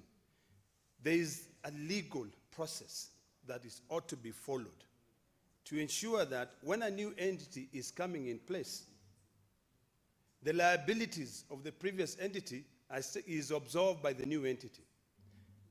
Mr. Speaker, if we don't analyze this petition properly, and that is why from the onset, I would want to recommend that this House does not adopt this report and recommit it back to the Labour Committee for them to be able to really analyze on the consequences, intended and unintended, of adoption of this report. Mr. Speaker, we currently have staff who used to work with NHIF, is it NHIF? And now they have moved to SHA. Soon, Mr. Speaker, you will hear people coming up and saying that their dues, their terminal dues, their SACCO deductions were not remitted, or they were not transferred to the new entity. The courts have already pronounced themselves. Mr. Speaker, I want to speak directly to the petitioner and tell the petitioner, you did a very good job. You did a noble thing, because most of the contributors of those circles are aging. I can empathize on the situation. But the reality is this: I want to be practical on what is going to help you and what is not going to help you. I've been in this Senate for quite some time, and I've gone through petitions that have been brought to this House. One of them, which was very, very emotional, is the one of former councillors, where Treasury came in here and said, we do not have a legal framework to be able to compensate them. This one will fall in the same, what do you call it? Category. And that is why it is important, Chairman, that this report be recalled, not adopted, so that you can strike a balance between the legal challenges and the humanitarian, moral, or morality you have to strike a balance between the two. And my view is this. These staff benefits, provident funds, and related dues, which are coming up to about 204 million. Is it 205 million or 204 million? Without even calculating the issue of interest.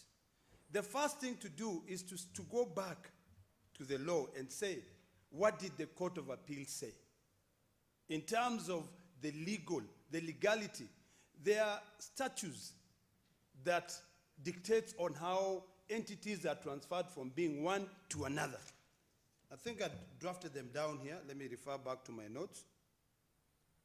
We've got, in fact, when you look at back in terms of the Court of Appeal 2020 ruling on Civil Appeal number 191 of 2018, which,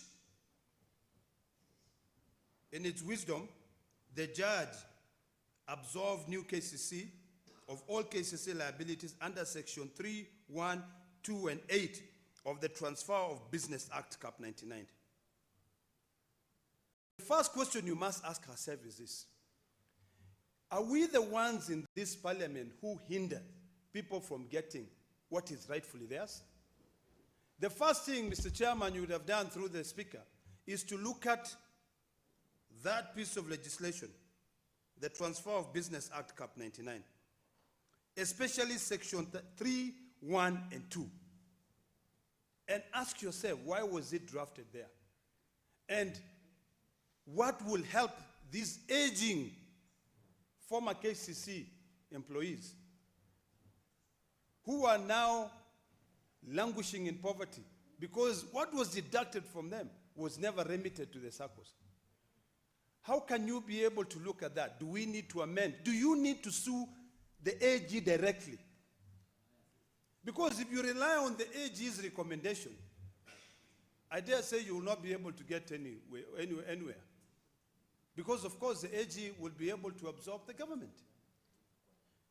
And the Cabinet Secretary of Treasury will come and tell you, unless your parliament comes up with a supplementary budget, and you allocate those funds specifically to be able to compensate these former KCC through a humanitarian angle, there's no way we can help.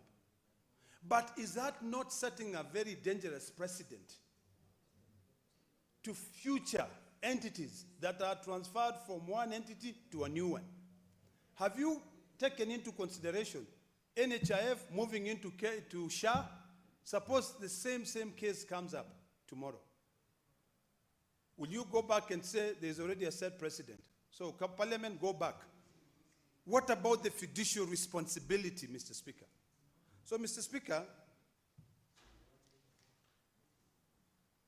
the petitioner's case, which no doubt is rooted in verifiable salary deductions and constitutional fair labor practices under Article 41, deserves swift humanitarian relief. However, we have to look at the legal aspect of it. And my view is very clear. We've got what I've already highlighted in terms of the Transfer of Business Act. You need to look into that. And that is why I keep on saying this report should not be adopted by this parliament, should go back to your committee. Number two, these claims, have you been able to verify them? Are your findings truly evidence-based? Have you carried out an audit of these claims? And you are certain, without any doubt, that it is true. These former KCC employees, however many they are, their funds were deducted, their terminal dues, is it evidence-based? We also need to look at the PFM Act, I think section 43, on this petition. In terms of if we were to compensate these people, or if we were to commit public funds in terms of compensating these people, how will it be treated by that act? Will it be legal or illegal? So, Mr. Speaker, I believe that the petitioner has a right to sue the Attorney General directly. Because when you hand over the report of the Labor Committee, let it be something that if that petitioner takes it to court and say this is what the Senate found, it is not only going to be based on humanitarian grounds. Yes, I care about you. I worry about your elderly situation. But is that going to put food on your plate? Do you have an evidence-based? Do you have a legal backing to be able to claim that? While at it, Mr. Speaker, I think it is important for us to be clear on how these parastatals are being wounded up, or how these parastatals treat their employees. Every single day, Mr. Speaker, and I'm sure my colleagues read the papers, or they are also members of this parliament. Courts have always found new rights, more rights. In fact, employees are protected more than employers. But what does that right translate to? Does it translate to them being happy? Today, if you attend CPIC or even PAC committee, you will find that most of the findings by the auditors is that our own county governments are deducting statutory deductions, but they are not remitting. Is it about time that we come up with a process where when your deductions or your retirement benefits are being deducted,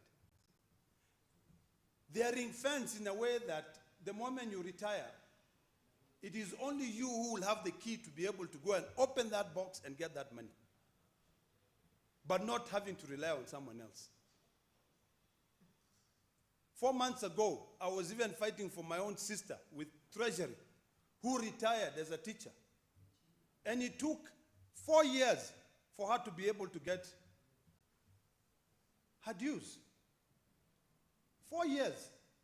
In fact, most of the money that she ended up getting was to pay loans of the money she was borrowing to come to Nairobi to follow up. It is in Treasury. It has left Treasury. It is go to the Ministry of Education, go to your local office. Why? Why do we make things so difficult for people? This red tape is what is killing this country. We all talk about wanting to advance to be a modern society. But when our own welfare is neglected, how are we going to be able to advance to be that first-class community? People work.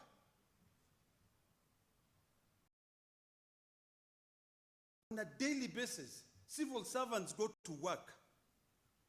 They work for 40 hours a week, sometimes even 80 hours a week. Because, in fact, if there are people who are never acknowledged in this country as civil servants. When we politicians are going through our election circles, they are still there, working. They are still working there. Our secretariat, if we get elected, re-elected, or not re-elected, or reappointed, or not reappointed, they will still be here. But seldom do we recognize them.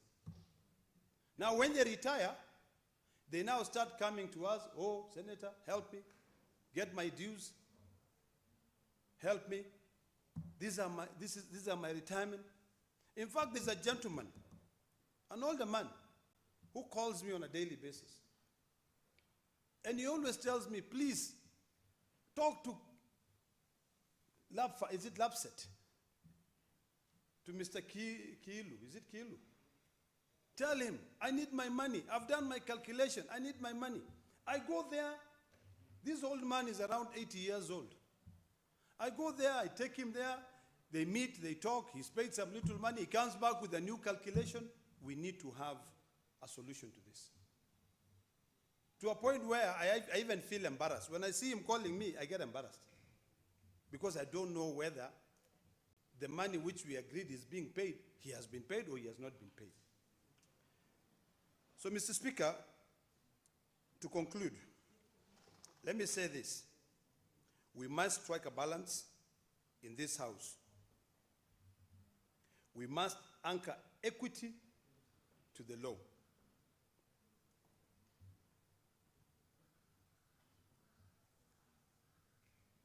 we may need to amend certain pieces of legislation.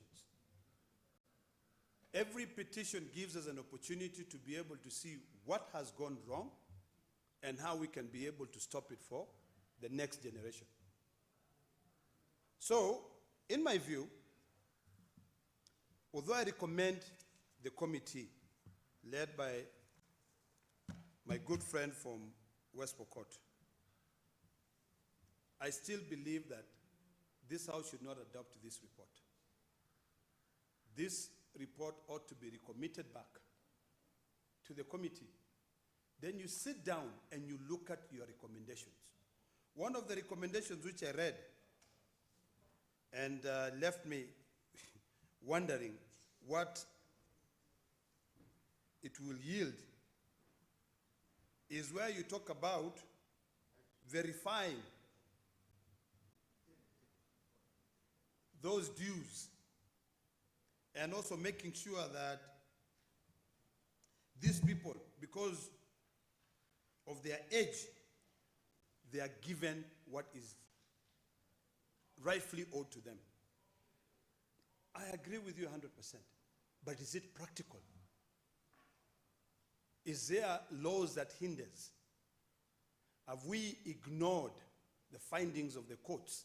The first question to ask, which you should have asked, Mr. Chairman, through Mr. Speaker, is when the assets were being transferred from old KCC to new KCC, were these liabilities also transferred? If they are not transferred, then you cannot now demand that new KCC pays them. You have to look at the assets. I think it was done in 2003. Were they transferred? Were these liabilities transferred? Was everything transferred? And I think the answer to that is very simple. If you look at the findings of the Court of Appeal, you will understand that there was a lot of negligence. So who do you sue? In my humble submissions, the Attorney General, directly, so that this thing can be resolved once and for all. And this is a bit different from the issue of the councillors, because the councillors, it was a moral and humanitarian angle. This has got to be more on a fundamental of the legal process that ought to have been followed to ensure that these hard-working Kenyans who contributed many years for the success of KCC were treated like human beings, legally speaking. Thank you, Mr. Speaker. Thank you. Senator Danson Mungatana.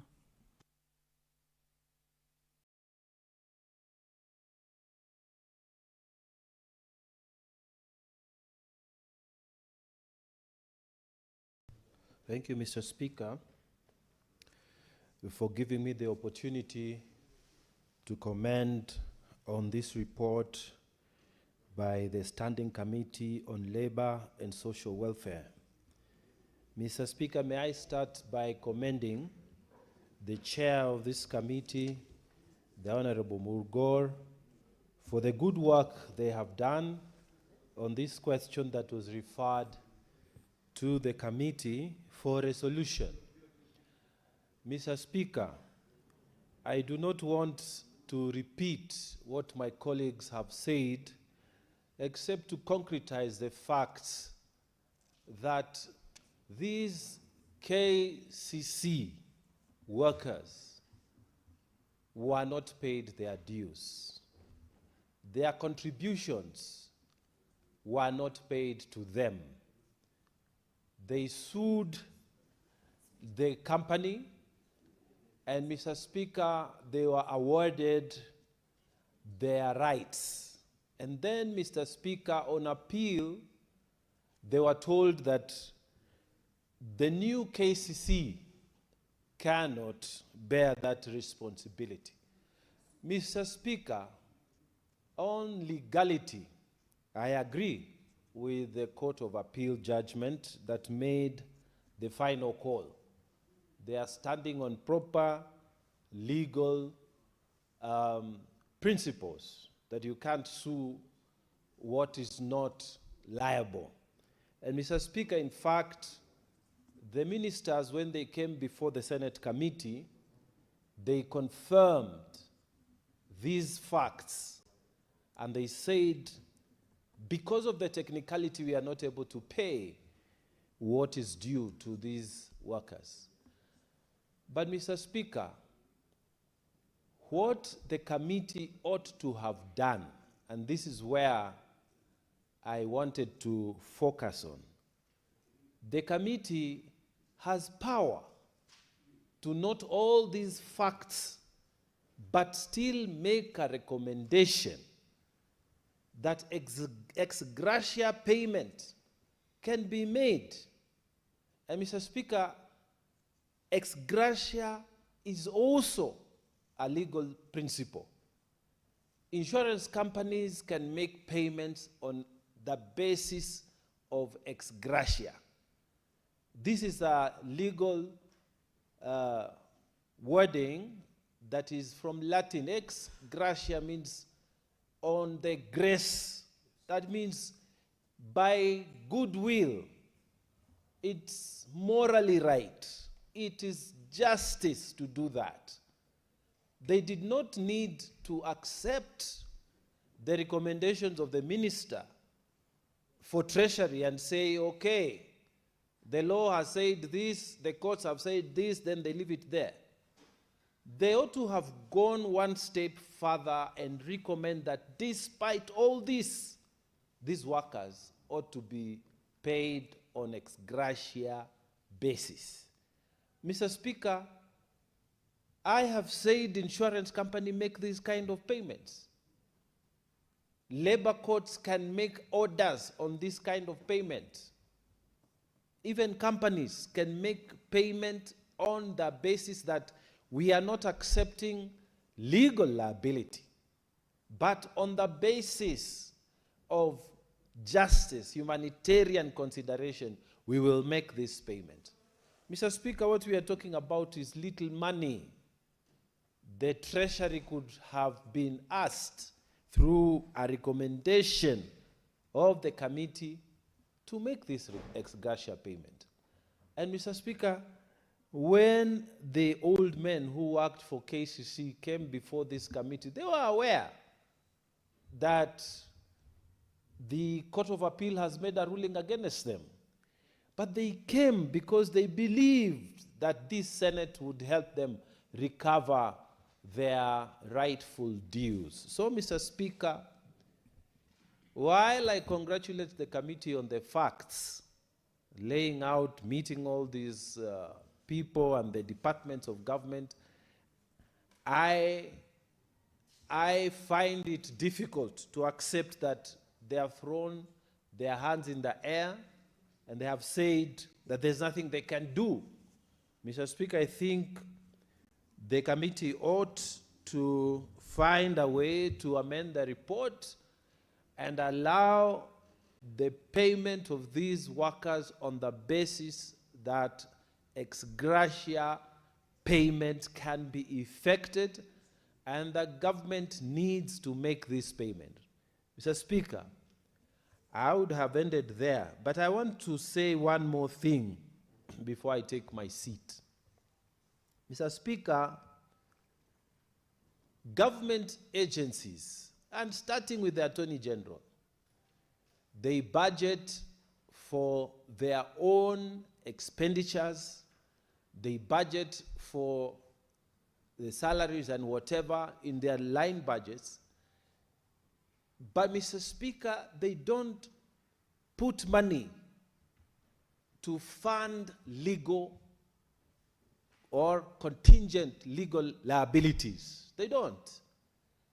And this goes even to parastatals. And, Mr. Speaker, this must change to be fair to people in this republic. People have litigation against the Attorney General. Those of us who have practiced law, we know that we have litigation against Attorney General, against the government. But when you secure your victory, it is called a paper victory. Because yes, you will get your judgment, but you cannot execute that judgment. And Mr. Speaker, we ought to change this. This particular approach to budgeting needs to change. We need to tweak it. And we need to say it in this floor of the House. Parastatals need to budget for legal contingent liabilities that may occur in case the parastatal is sued. They need to put money aside so that they can satisfy judgments that come against their acts. Same for the Attorney General. Mr. Speaker, I know that if KCC had put aside some money, I am sure at the time that the judgment was obtained, during that lapse period between the time that the appeal was filed and the appeal was executed, the 5-year period, they would have paid if they had this legal contingent fund that is supposed to satisfy liabilities that can arise. So, Mr. Speaker, without wanting to repeat what my colleagues have said, I want to support this report, but I wish that the chair can find a way to twerk the report so that there is a clear recommendation, binding recommendation that says, despite all this, this report is recommending that the workers be paid on ex gratia basis. And Mr. Speaker, one of the things, finally, that has come out here is that the workers were making payments, they were being deducted, and payments were being made to government bodies, Provident Fund, or whatever. But these payments were not reaching those bodies. Mr. Speaker, as senators, we need to be very alert and worried about this because it is a trend. I know my county, Mr. Speaker, under the current governor, they deduct workers in Tana River County. They deduct them viciously, Mr. Speaker, from their payslip, but they do not submit these deductions to the government bodies. So the workers are denied. It is unjust, Mr. Speaker. It is wrong, but governors are doing it. And I know the governor of Tana River is doing it. And they are so shameful, you know. It's very shameful that what they do is this to our workers in the county.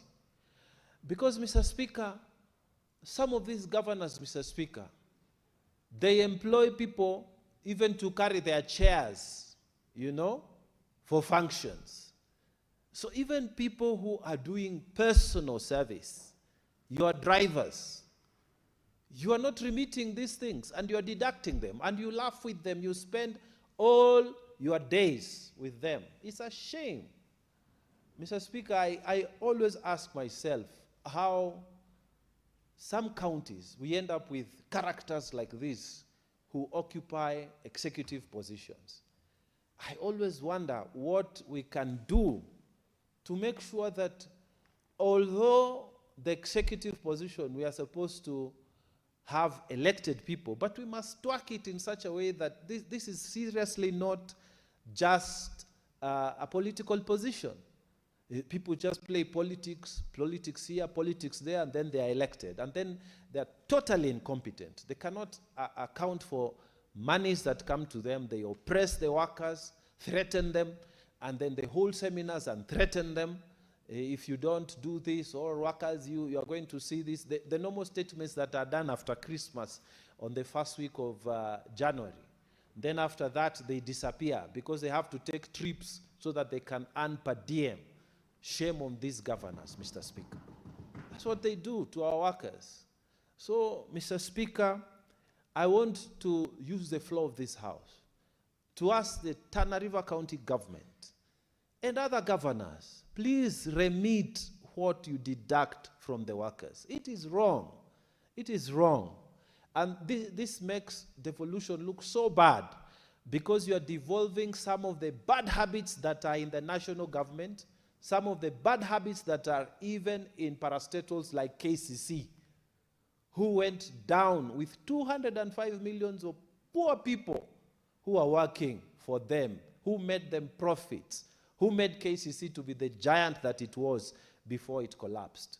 And so, Mr. Speaker, with those 3 points, I beg to support this report and ask that the chair, the Honorable Chairman Murgor and his team, will find a way of making a compelling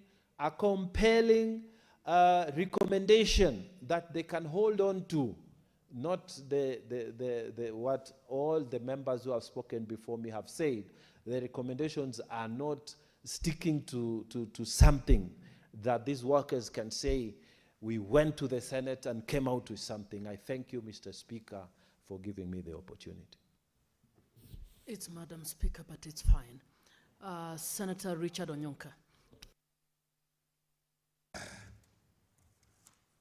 Madam Speaker, I'm actually happy to be on this floor to make contribution to this important matter. The reason is that I think amongst the very many issues that I've brought forth, either publicly at the media or even in this house, is actually about this matter of payments which, even currently, are supposed to be remitted to either employees who worked for our government, who worked for government parastatals, who worked for private companies in our republic. Somehow, the trend that you look and observe is that there seems to be a consistency on how this money, which was meant to be deductions for as retirement benefits for our people, whether the money was going to be given as gratuity for our people, whether money was actually supposed to be paid through the county governments so that the workers who have worked in these institutions can receive their legitimate dues. Madam Speaker, I've also been looking at why we treat our people so casually. I have always wondered that, and in fact, Madam Speaker, I really want to thank my brother, Honorable Mungatana, and Senator Olekina for their very impassioned plea on this matter. Because we seem to very casually treat these monies that are owned by employees, whether they're, as I've said earlier, whether they're working for the national government. I don't have the evidence whether there were any who have worked for this National Assembly or rather Parliament, but I know Parliament has been behaving reasonably well recently.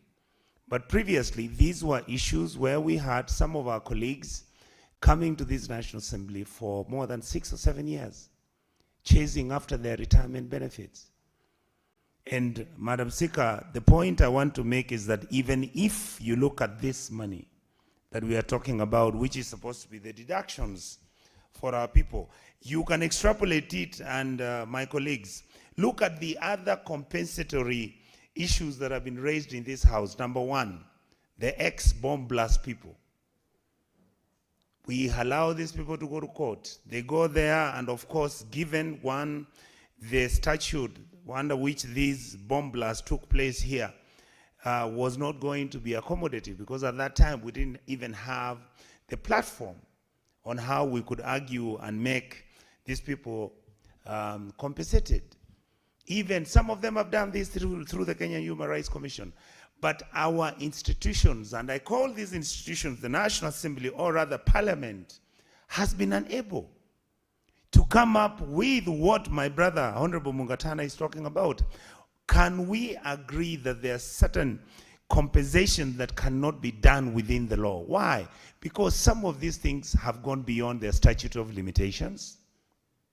Some of them should be based on human right basis, and some of them should just be based on common sense. If somebody was the sole income earner who was selling items outside the bomb blast, and the bomb blew up our people because somebody was trying to attack Kenya for being friendly to the United States of America, and then 50 or 30% of the individuals who were blown in that bomb are compensated, and those ones who lost, who have the post-bomb traumatic experiences, where some of them till today talk about how they are not able even to sleep. And it's been over 30 years. Surely we need to come up with a mechanism within the law on how we can compensate our people. Number two, it is true, the deductions which most probably were being done for those employees who are working at KICC and did not get to the statutory body that was supposed to have paid the employees was eaten by certain individuals. The truth is, these individuals were never followed. The truth is, the law was never used so that either we could recover this money or even make sense on what to do with the people who are not receiving their money. And of course, my colleagues have ably and wonderfully stated here, like Honorable Mungatana has again graciously raised the issue. Look at the way how some of our governors behave. They are unable to pay gratuity to people who've worked for them and they've moved. They are completely leave alone the political mismanagement of the workers in their county governments because they believe that some of these individuals were not loyal enough to them. Some of these people who even left some county governments some 3, 4, 5 years ago, Madam Speaker, have never received their payments. And why then as a house don't we come up with resolutions on how, one, those individuals who have faced injustice, let them get compensation through a government mechanism which this house can sit and actually draft. Number two, if there are county governments that have been unable to release funds, which most of them are not releasing those funds, I believe that we can actually pass a moratorium in this house or a memorandum of actually asking the controller of budget to make sure that the payments which are supposed to go to these employees become the first charge. Finally, I had my colleague raise a question.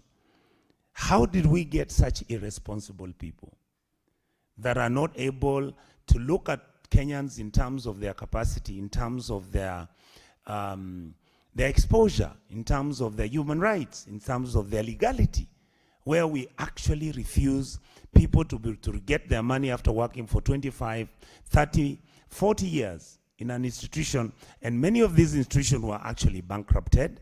Then an excuse is given. It's the same thing. I think we saw Jomo Kenyatta Referral Hospital having the same issue, where people who used to work under the auspices of the World Bank are not receiving payments so that they can be released to go and do other things. And there are many other institutions like that. So what we are saying, Madam Speaker, is this.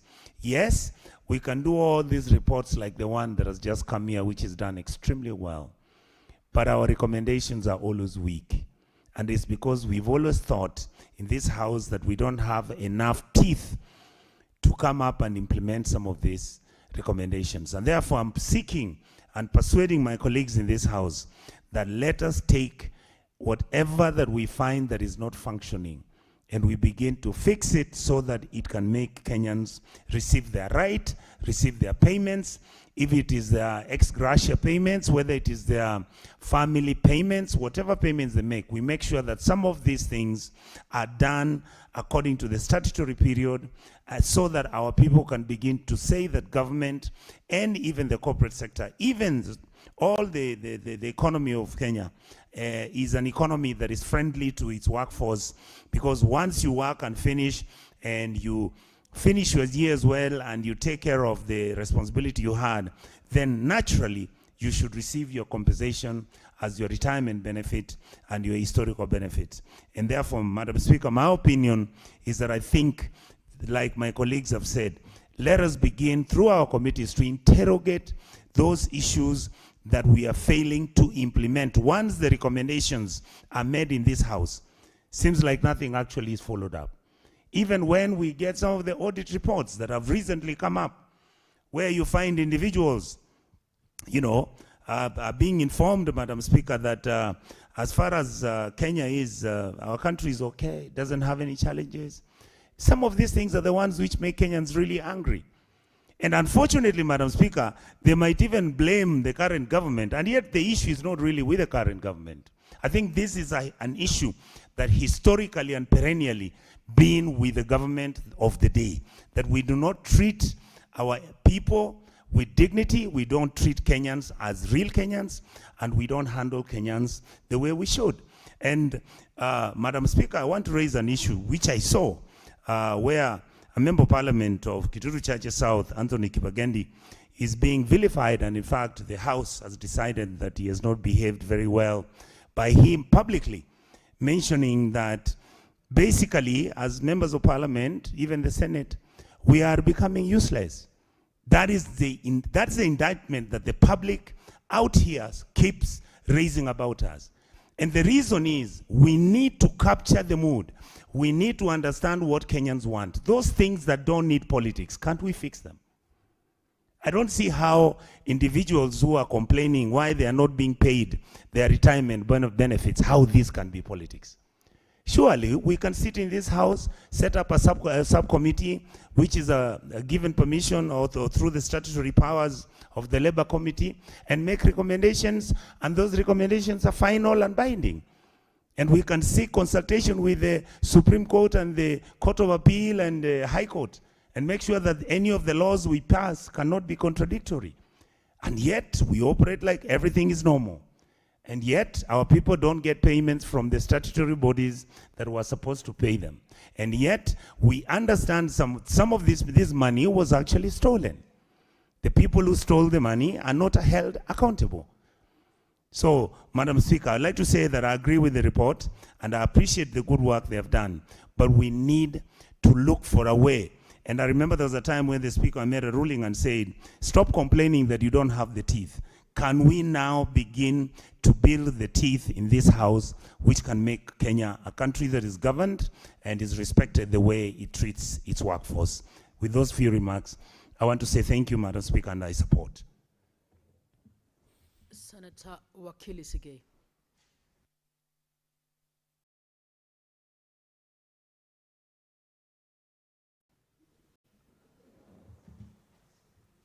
Thank you, Madam Speaker, for giving me the opportunity to also weigh into the report of the committee.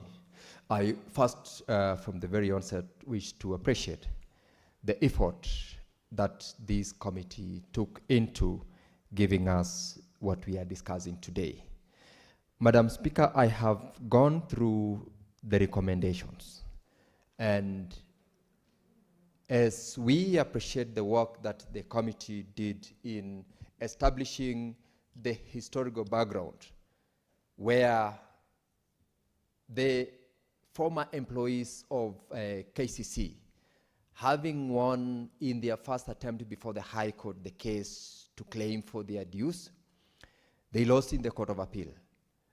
To the extent that then the Court of Appeal, besides overturning the decision that had given them the entitlement, it did state that they were entitled to certain payments and directed the Office of the Attorney General to see the mechanism within which these former employees were to be paid. Madam Speaker, this petition has been filed before this House on the strength of the constitutional provisions of Article 119 that mandates this House to do what is within its powers, either to legislate, to amend, or to repeal any statute or law. And in this case, part of what we as a House have as a mandate is to find a solution to support such vulnerable former employees who felt that coming to this House was giving them a recourse to get the entitlement. The assumption that that petitioner made when they were filing before this court, before this House, the petition, is that they will get to be paid.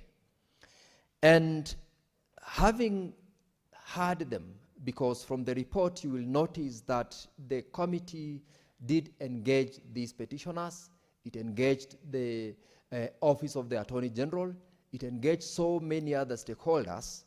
The report, in terms of its recommendation, in my view, ought to have done better than it did by recommending certain policy statements. Actually, the recommendation that the interministerial committee that was set up by the cabinet secretary in relevant ministry to report within 6 months does not give the petitioner what they expected when they were filing the petition before this House. Assuming that that interministerial committee recommends that they are not entitled, their coming to this House was that resort of the last, saying we will get our entitlement here. They will not get if the interministerial committee were only to say, unfortunately, the finding of the Court of Appeal was that the new entity that took over from KCC is not liable to pay. Secondly, the policy framework, which they gave out as their second recommendation, is futuristic. Admittedly, yes, that is supposed to be the way to go. What remedy are we giving these petitioners as a House, as Parliament, that the petitioners came in seeking for support?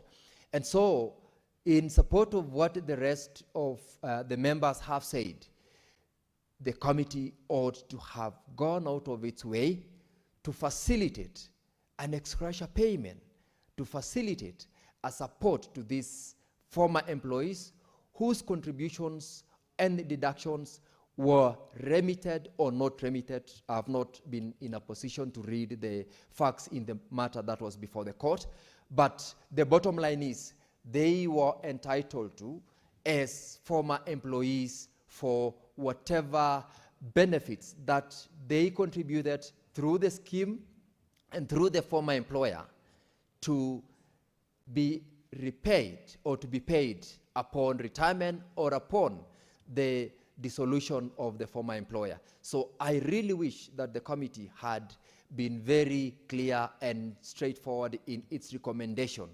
But all is not lost, Madam Speaker, because even as we adopt this report, the committee still has given itself a window within which to follow up the recommendations they have made, both with the Office of the Attorney General as well as the Cabinet Secretary of the relevant ministry. I wish that in their follow-up processes, they undertake to highlight the fact that even as the interministerial committee pursues a recommendation on their part in terms of how else can they pay, they should stand firm in ensuring that this over 204 million, which is actually money that was established to have been deducted and remitted from the salaries of these former members of Maziwa Sacco, that money should not be lost, because whether or not a matter went to court, these deductions were from the salaries of those employees, and they must then get it back because it is their entitlement. This conversation relates largely, Madam Speaker, to what we received from the Office of the Auditor General's report to our various county governments, where county governments deduct from salaries of many of their employees, whether it is for purposes of NSSF, NHIF, or even to those established schemes. That deduction is made on their payslip, but then they are not remitted. And therefore, when the Auditor General flags out those things, we have got over some, I think, 104 billion outstanding remittances in almost all the 47 counties. The biggest question which the Auditor General and which this House also asked when they were looking through those statements is that where do this money go and who will pay these former employees if they are not remitted even after deduction, because a number of them have gone into pending bills. And the Office of the Auditor General, though having flagged them, has only raised that these are red flags to mismanagement, to corruption, and to unjust treatment of employees who are working for county governments. Their salaries have, their deduction have been made, but not remitted.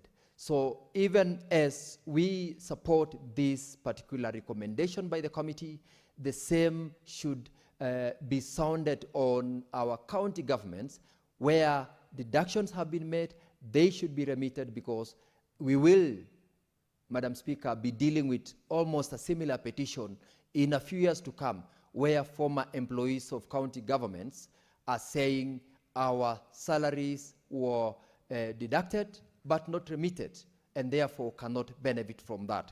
So as we appreciate the work of the committee and also the recommendations they've made, we should, as a House, be looking at a recommendation that is implementable, a recommendation that will not discourage members of public from filing petitions before this House, and a recommendation that will also highlight the specific responsible government agencies to honor their commitment. And in this case, we look forward to, in the follow-up by the committee, having the interministerial committee being pressed to ensure that these deductions are remitted ultimately to the former employees, whether or not a finding of the court had exonerated the new KCC from the liability of these former employees. Madam Speaker, I congratulate the Honorable Chairman and his members of the committee for the work they did,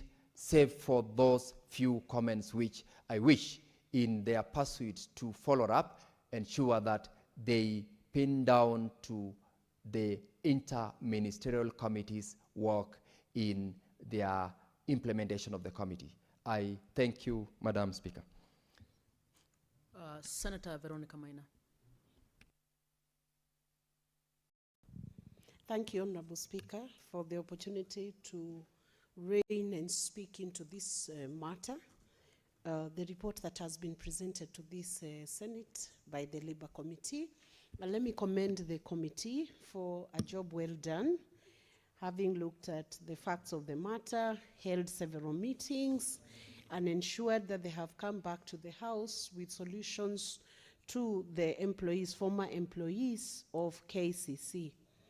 It is very sad, Honorable Speaker, that we are discussing this matter today in the light that it appears, because I am certain that there are former KCC employees who have cried, mourned over their lost terminal dues.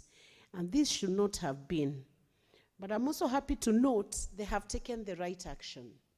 They have petitioned Parliament, having realized that under Article 119 of the Constitution, every person has a right to petition Parliament to consider any matter within its authority, including to enact, amend, or repeal any legislation.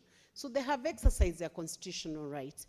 And this is the way to go. Any citizen that is really aggrieved, or a group of people in Kenya who are really aggrieved, do have a right to exercise this Article 119 and present their petitions, present their views, or present their lamentations to Parliament.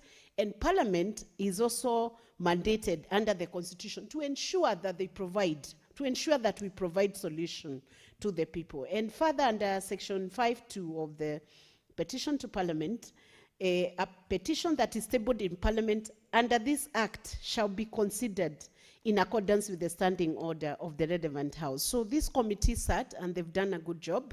They have brought here 4 recommendations, if that is what I have seen, 4 recommendations before the Senate, having considered a matter that was heavily adjudicated in court, and definitely, in spite of judgments being rendered and an opinion being given by the Court of Appeal, the workers, the former workers of KCC, are still in distress.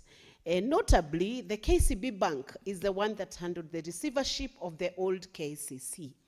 And it is important that the committee has noted in one of the recommendations that the receivership regulations must now be tightened. Why? Because if a receiver is already transferring the assets and the liabilities of a company to a new formation, that is the new KCC, the question we ask ourselves, does the receiver not have a duty to disclose to the new company that is taking up the ownership of the old entity, do they not have a right to disclose the assets and the liabilities, the full set of liabilities that is due, and that would definitely and naturally transfer to the new entity?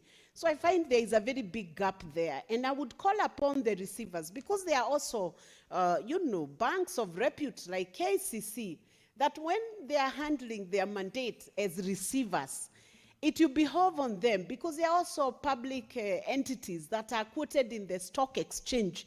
It behoves on them to act in utmost good faith and protect and defend every right that is being claimed from the old entity or the entity under receivership. So it calls us to focus a lot on the role of a receiver.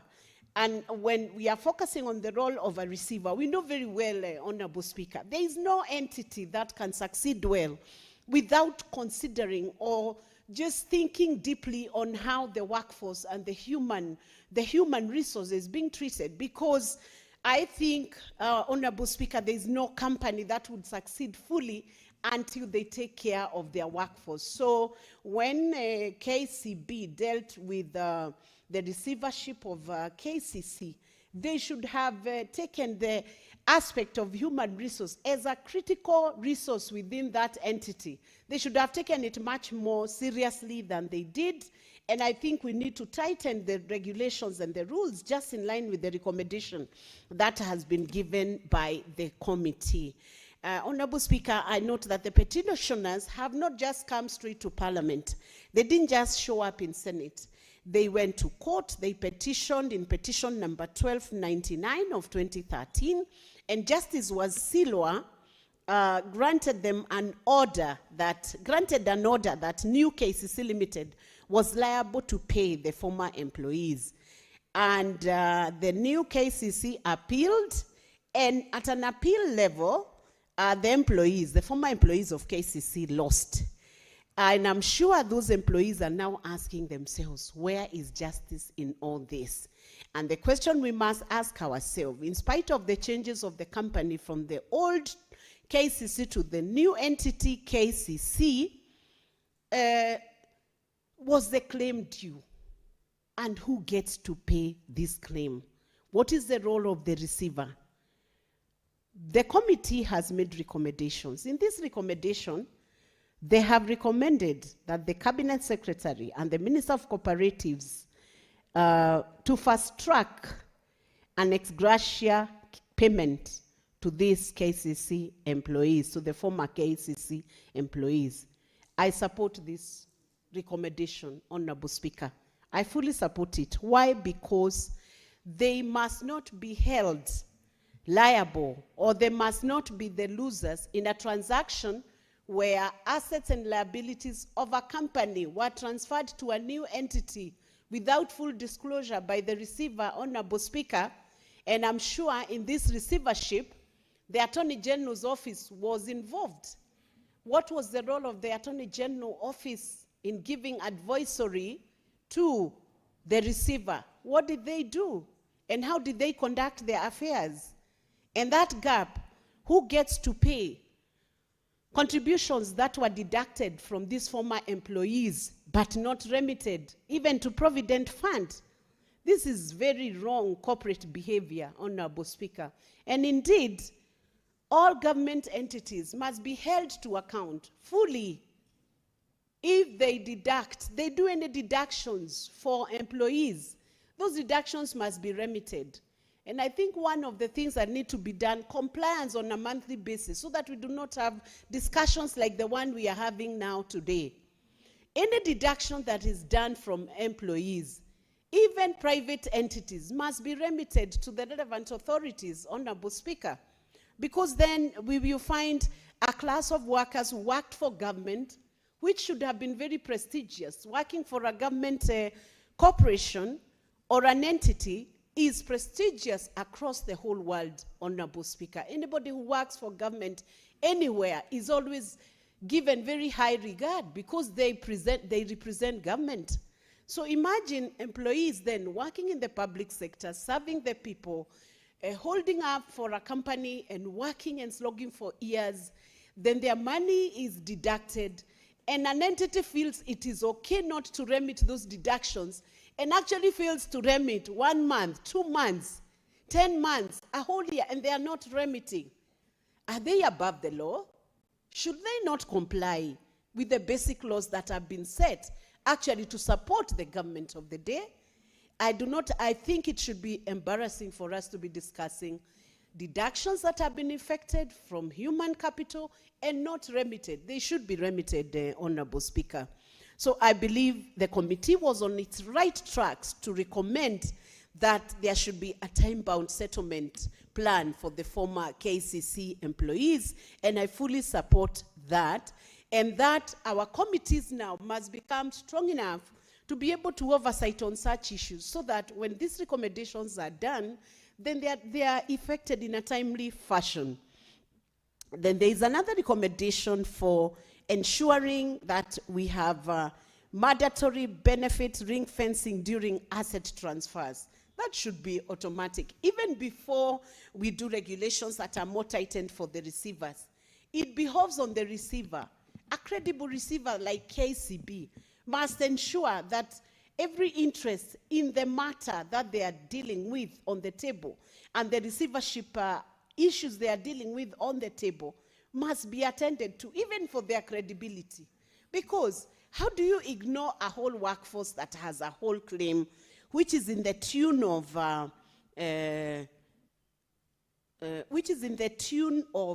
204 million shillings?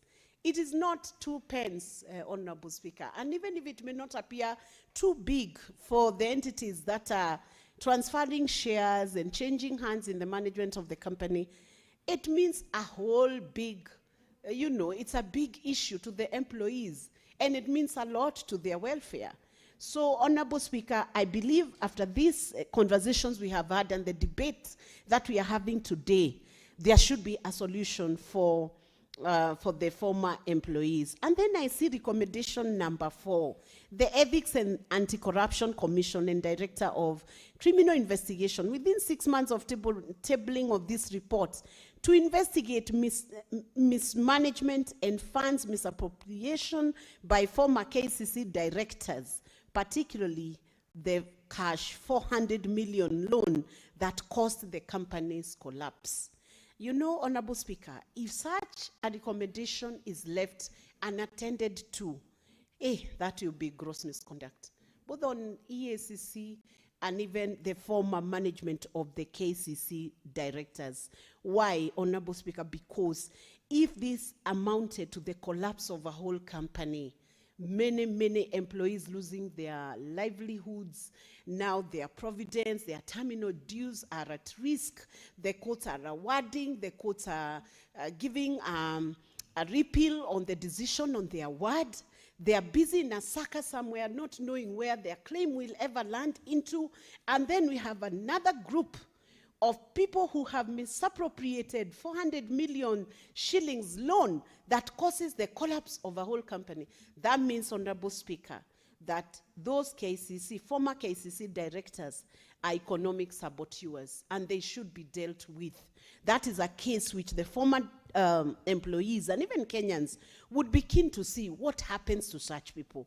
What happens to this recommendation? So I believe when we call the Ethics and Anti-Corruption Commission in the Senate JLAC committee, the next time they come, I believe the chair who is in the House today, we will take this report and make sure they respond and account on what they will have done. So I hope that the House will serve this report to the EACC so that we see an end to this matter. And it should sound a warning to other public officers who are managing resources that we cannot have mismanagement and misappropriation that sends many families into chaos with loss of job. That means loss of their livelihoods. It means a loss of school fees for children. It means a lot. It has a lot of many other, chain effect. It triggers a ripple effect in the welfare of families in Kenya, and I believe it should be tackled and dealt with. Honorable Speaker, I want to congratulate the committee for being strong in this matter, and I want to pray and hope that by the time we touch this report again, that the KCC, the former KCC employees, will be a community that can smile and say that honestly, Parliament works. Because Parliament is the foundational and institutional guardian and custodian of human rights.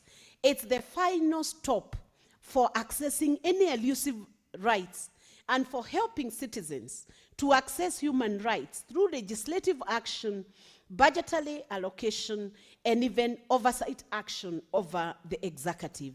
It is in Parliament where you can find the interface of dealing with the executive, the ministries, and the interface of dealing with any legislative gaps that could have caused any breach of human rights. And that is why for these former employees to bring this matter to the Senate, it was the right action. And we urge any Kenyan to know that Parliament exists to serve you. Parliament exists to ensure that your human rights are enforced, they are upheld, they are respected, and that you can enjoy the dignity that you deserve to enjoy as a citizen of the Republic of Kenya. So do not go to the streets, and if you go to the streets, do not be armed or do not cause demonstrations that cause destruction of any lives or destruction of any property. You can actually approach Parliament through a petition, and you will find tangible action that causes the human rights, the redress of the human rights that have been breached in your life. Thank you, Honorable Speaker, and I want to wish former KCC employees all the best as they pursue their rights, but from Senate, we will try to do what we can to ensure that the compensation that slipped through your fingers and out of your hands when you went to court and in the Court of Appeal can finally be redressed, and that you can find your compensation coming back to your pockets. Thank you, Honorable Speaker. Senator Beatrice Ogola. Honorable Speaker, I thank you for giving me this opportunity to add my voice to this petition that was done by one Mr. Bernard Kananda. And from the onset, Madam Speaker, I want to congratulate Mr. Bernard for taking courage on behalf of the suffering former employees of KCC that have not gotten their benefits, Madam Speaker, that were due to them at that time. Madam Speaker, as I rise to make this presentation, I want to remind Kenyans that we have just begun the Lenten period, and it is a time of forgiveness, Madam Speaker. It's a time of giving. And Madam Speaker, giving is not limited to giving in kind. Madam Speaker, it is a time that we should reflect in a number of issues in our country and in the world. It is a time of watching what you say, Madam Speaker, to others in the family, in the community, and in the spaces where we are. It is a time of thinking about the less fortunate in the society. And Madam Speaker, we wish everybody well in the country and in the world. Madam Speaker, as I begin also this presentation, I have a broken heart.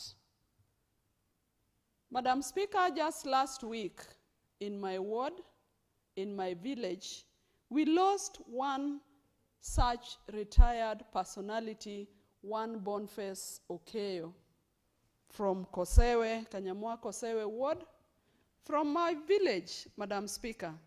And Madam Speaker, this gentleman was a retired public officer who had not received dues, who had not received his pension.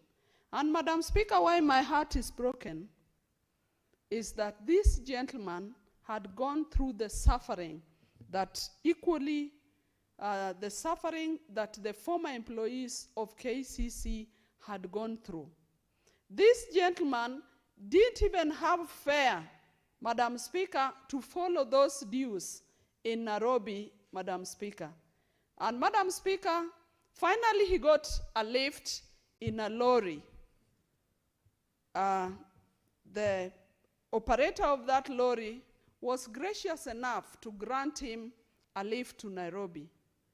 One wonders how, when he finally would arrive in Nairobi, if he didn't have fare, how he was going to operate.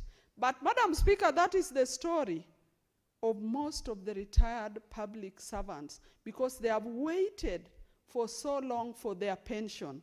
Boniface left his home with his bag.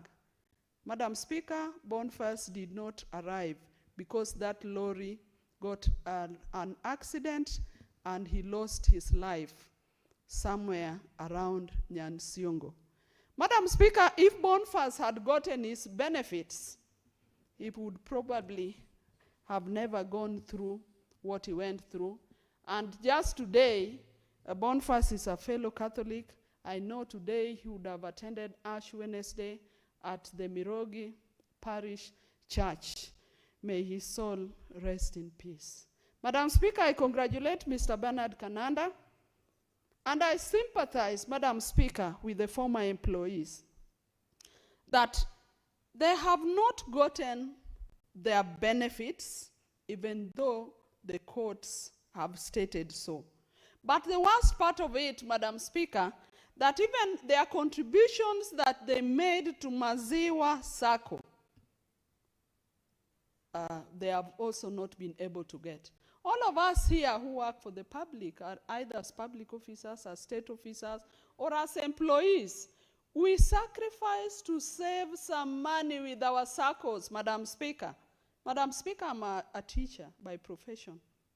And over the years, I've saved some money with Mwalimu Sacco, even before I joined Parliament, in the hope that once when I need that money, I should be able to get it, to access it in a timely manner, because it is monies that I've saved, it is monies that are due to me. And Madam Speaker, that is the same story we want to hear wherever other Kenyans are working, at whatever level, that what you save in a SACCO, you should have access to. What the benefits that you have as employees, you must have access to. And I want to congratulate this committee of labor for taking this matter head on. Madam Speaker, at the ICT committee sometimes back, a predicament of the same nature was brought to our attention of the poster employees who had not gotten their salaries for months, Madam Speaker. And because of the deliberation of ICT, we even had to invite Treasury to our meeting and the Ministry of ICT then, and a commitment was made, and those employees were able to get their payment. It is on the same note, Madam Speaker, that this Senate must ensure that the former KCC employees finally get their terminal benefits and the contributions that they made to the SACCO, Madam Speaker. It is also very unfortunate that the government had disbursed this compensation to KCC limited stakeholders. Madam Speaker, but these workers continue to suffer. As we talk about the suffering, I know a number of them have also suffered and lost their lives. Madam Speaker, we know that as people age, their medical requirements increase. And in which other way would you meet your medical obligations if it is not from the benefits that are due to you having worked for it? So I know even as we are talking, Madam Speaker, some of the benefits we are pushing here are benefits that are going to be paid when a number of these employees have lost their lives. And we must shame ourselves. And Madam Speaker, we have a government. Our government must stamp its foot to ensure that workers get their dues and benefits that they work for. And that is why I'm happy with the recommendations, some of the recommendations that are here, that we must ring fence the benefits of workers, Madam Speaker. Madam Speaker, some of the recommendations speak to what the ideal situation. And this need not to have come from recommendations, Madam Speaker, because these are the rights of our people. Timeliness of settlement of benefits. And we should also have an automatic compensation system, Madam Speaker. But Madam Speaker, I ask myself, as we deliberate over this, where is the AG? The AG has a role in all this, Madam Speaker. We are talking about the public. Madam Speaker, as my colleagues have also argued here, that is the kind of situation that is going to face even a number of our employees in the county governments. Senate is here to look at the interest and protect those interests of our county employees. We must go ahead, and this committee must go ahead to also just oversee over the period, even as the workers have not retired, that are their benefits safe? Will they be given in a timely manner? Are they ring-fenced? But above all, the circles which our people save a number of their monies, are those circles regulated, Madam Speaker? Madam Speaker, as I speak here, I know there must be a regulator of the circles. They must ensure that what people contribute in terms of their savings are safe, Madam Speaker. And we should go even ahead. This committee must get a regular yearly audited auditors report that must capture those issues that we are talking about. So, Madam Speaker, I support and I feel that the recommendations must be tighter. We must ring fence, as I've said.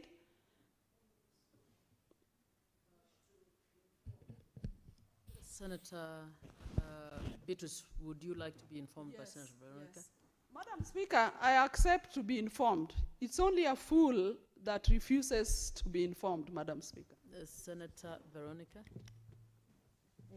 Thank you, Honorable Speaker. Just to inform and contribute to add to the richness of the debate, that yes, those circles are, it's to inform. Those circles are regulated, they have SASRA. So there is no reason for any circle not to have the money firmly available for the workers. Thank you.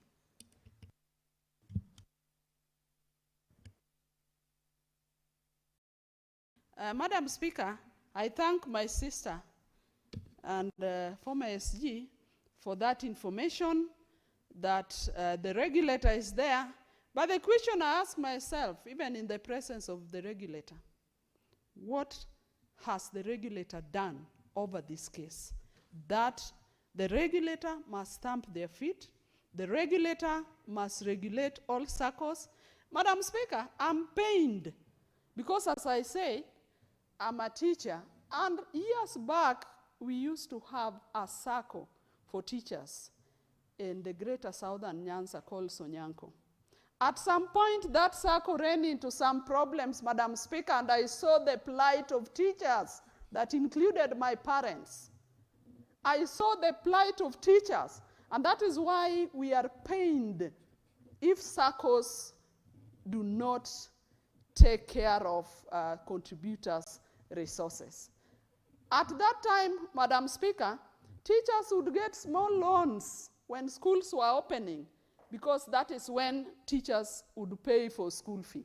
So, Madam Speaker, I remember my parents and other parents then would line up at the circle. If they didn't get the loans, Madam Speaker, it meant that we would not go to school among with other children of the teachers. Madam Speaker, I pride myself and I say I'm a daughter of a teacher, a wife of a teacher, and a teacher too. So, and that is why I say we must stamp our foot in the regulations of the circles. Madam Speaker, this is an unfortunate happening. Although the discussion is timely, we must then rescue other employees. And Madam Speaker, I support this petition, and I would like to say that the recommendations must be looked into. Thank you, Madam Speaker. Senator Crystal Kegehi Asige. Thank you very much, Speaker. I appreciate the opportunity to contribute to this very important petition. And though we've had fellow colleagues talk about it and debate on it, I must also give a disclaimer that I am in the Committee for Labor and Social Protection, and I sit here as the Vice Chair. So this is something that we have been looking into for several months, as you see in the report before us.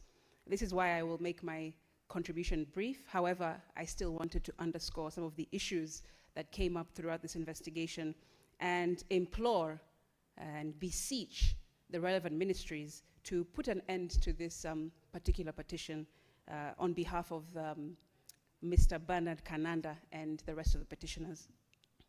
Madam Speaker, this is a story. It's quite simple. It's a story of very earnest, very honest, very hardworking Kenyans. So I think that all Kenyans, even if they're not directly involved in this petition, can relate to the story that we have before us. Young people, they were young people in 1997.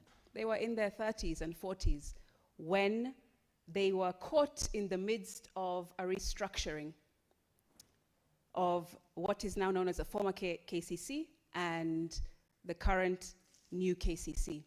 These employers had nothing to do with that restructuring, but of course they had to follow suit to support the development and the new way forward that was seen by those leading this particular organization. And Speaker, it's unfortunate that between 1997, when they were just maybe 30, 40 years old, and almost 30 years later, we're now in 2026, they are in their 70s and their 80s, still waiting for their human rights and their dues to be given to them. That is staggeringly unfortunate. And this is something that I expressed throughout our investigation in the Committee for Labor and Social Welfare, because this is not the first time, Madam Speaker. You will know that this is not the first time they've brought this petition to the Senate. They brought it in this parliament that we are a part of now, but also in previous parliaments to the Committee on Labor in those times. And still, it is painful to have to see people who are my elders, my grandparents, having to come back and forth from their homes, from as far as the county I was born in, Mombasa, to the county that I originally am from, which is Vihiga, and beyond, still coming back, begging, pleading, beseeching us as parliamentarians and the ministries and the regime that is here today to just give them what they are owed. It is quite a simple story, but unfortunately it's one that too many Kenyans experience and can see themselves in. Madam Speaker, you'll see in this report that they are asking for close to 205 million shillings that is due to them, including the interests accrued since 1997 when the restructuring happened. Because their only crime was to be loyal employers and to be patient with the system. They have been patiently waiting for the system to catch up with their human rights, Madam Speaker. And it's us who is really contributing painfully to what they've had to experience for almost 30 years, waiting and waiting and waiting. Madam Speaker, this 205 million is not just a number. It shows, or it should demonstrate, the agony that has been felt by them and their families and their extended families for almost 30 years. And I wish that the Minister for Cooperatives, together with the Minister for Labor and other ministries, including the National Treasury, who we spoke to in this investigation, we also met with the Attorney General. I wish that they would see that this is a very low-hanging fruit. This can be resolved today. This can be resolved in this quarter so that rights and freedoms can be enjoyed by these employers, those who are, that is, Madam Speaker. Because Honorable Senators, it is now 1 p.m., time to adjourn the Senate. Senator Sige, you will have another 15 minutes when we resume the contribution. The Senate therefore stands adjourned until later today, Wednesday, 18th February 2026 at 2:30 p.m.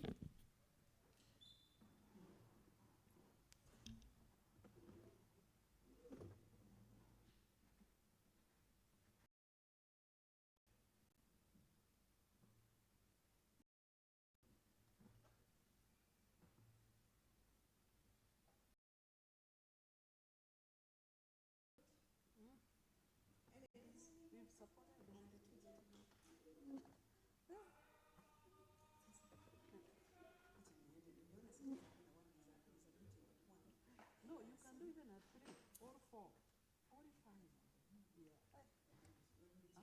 Yeah. Ukikaa tu, uende tu when misa inaisha, you go for that and you do it.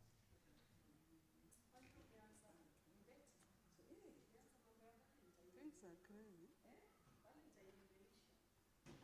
Valentine period. It's a period.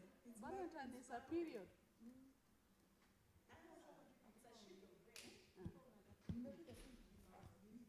And you know, I was spending more time because I wanted to drag to one.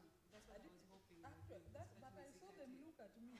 I saw them look at me, then I said, I signaled, I said, what do I do? So I can't. That's what I thought.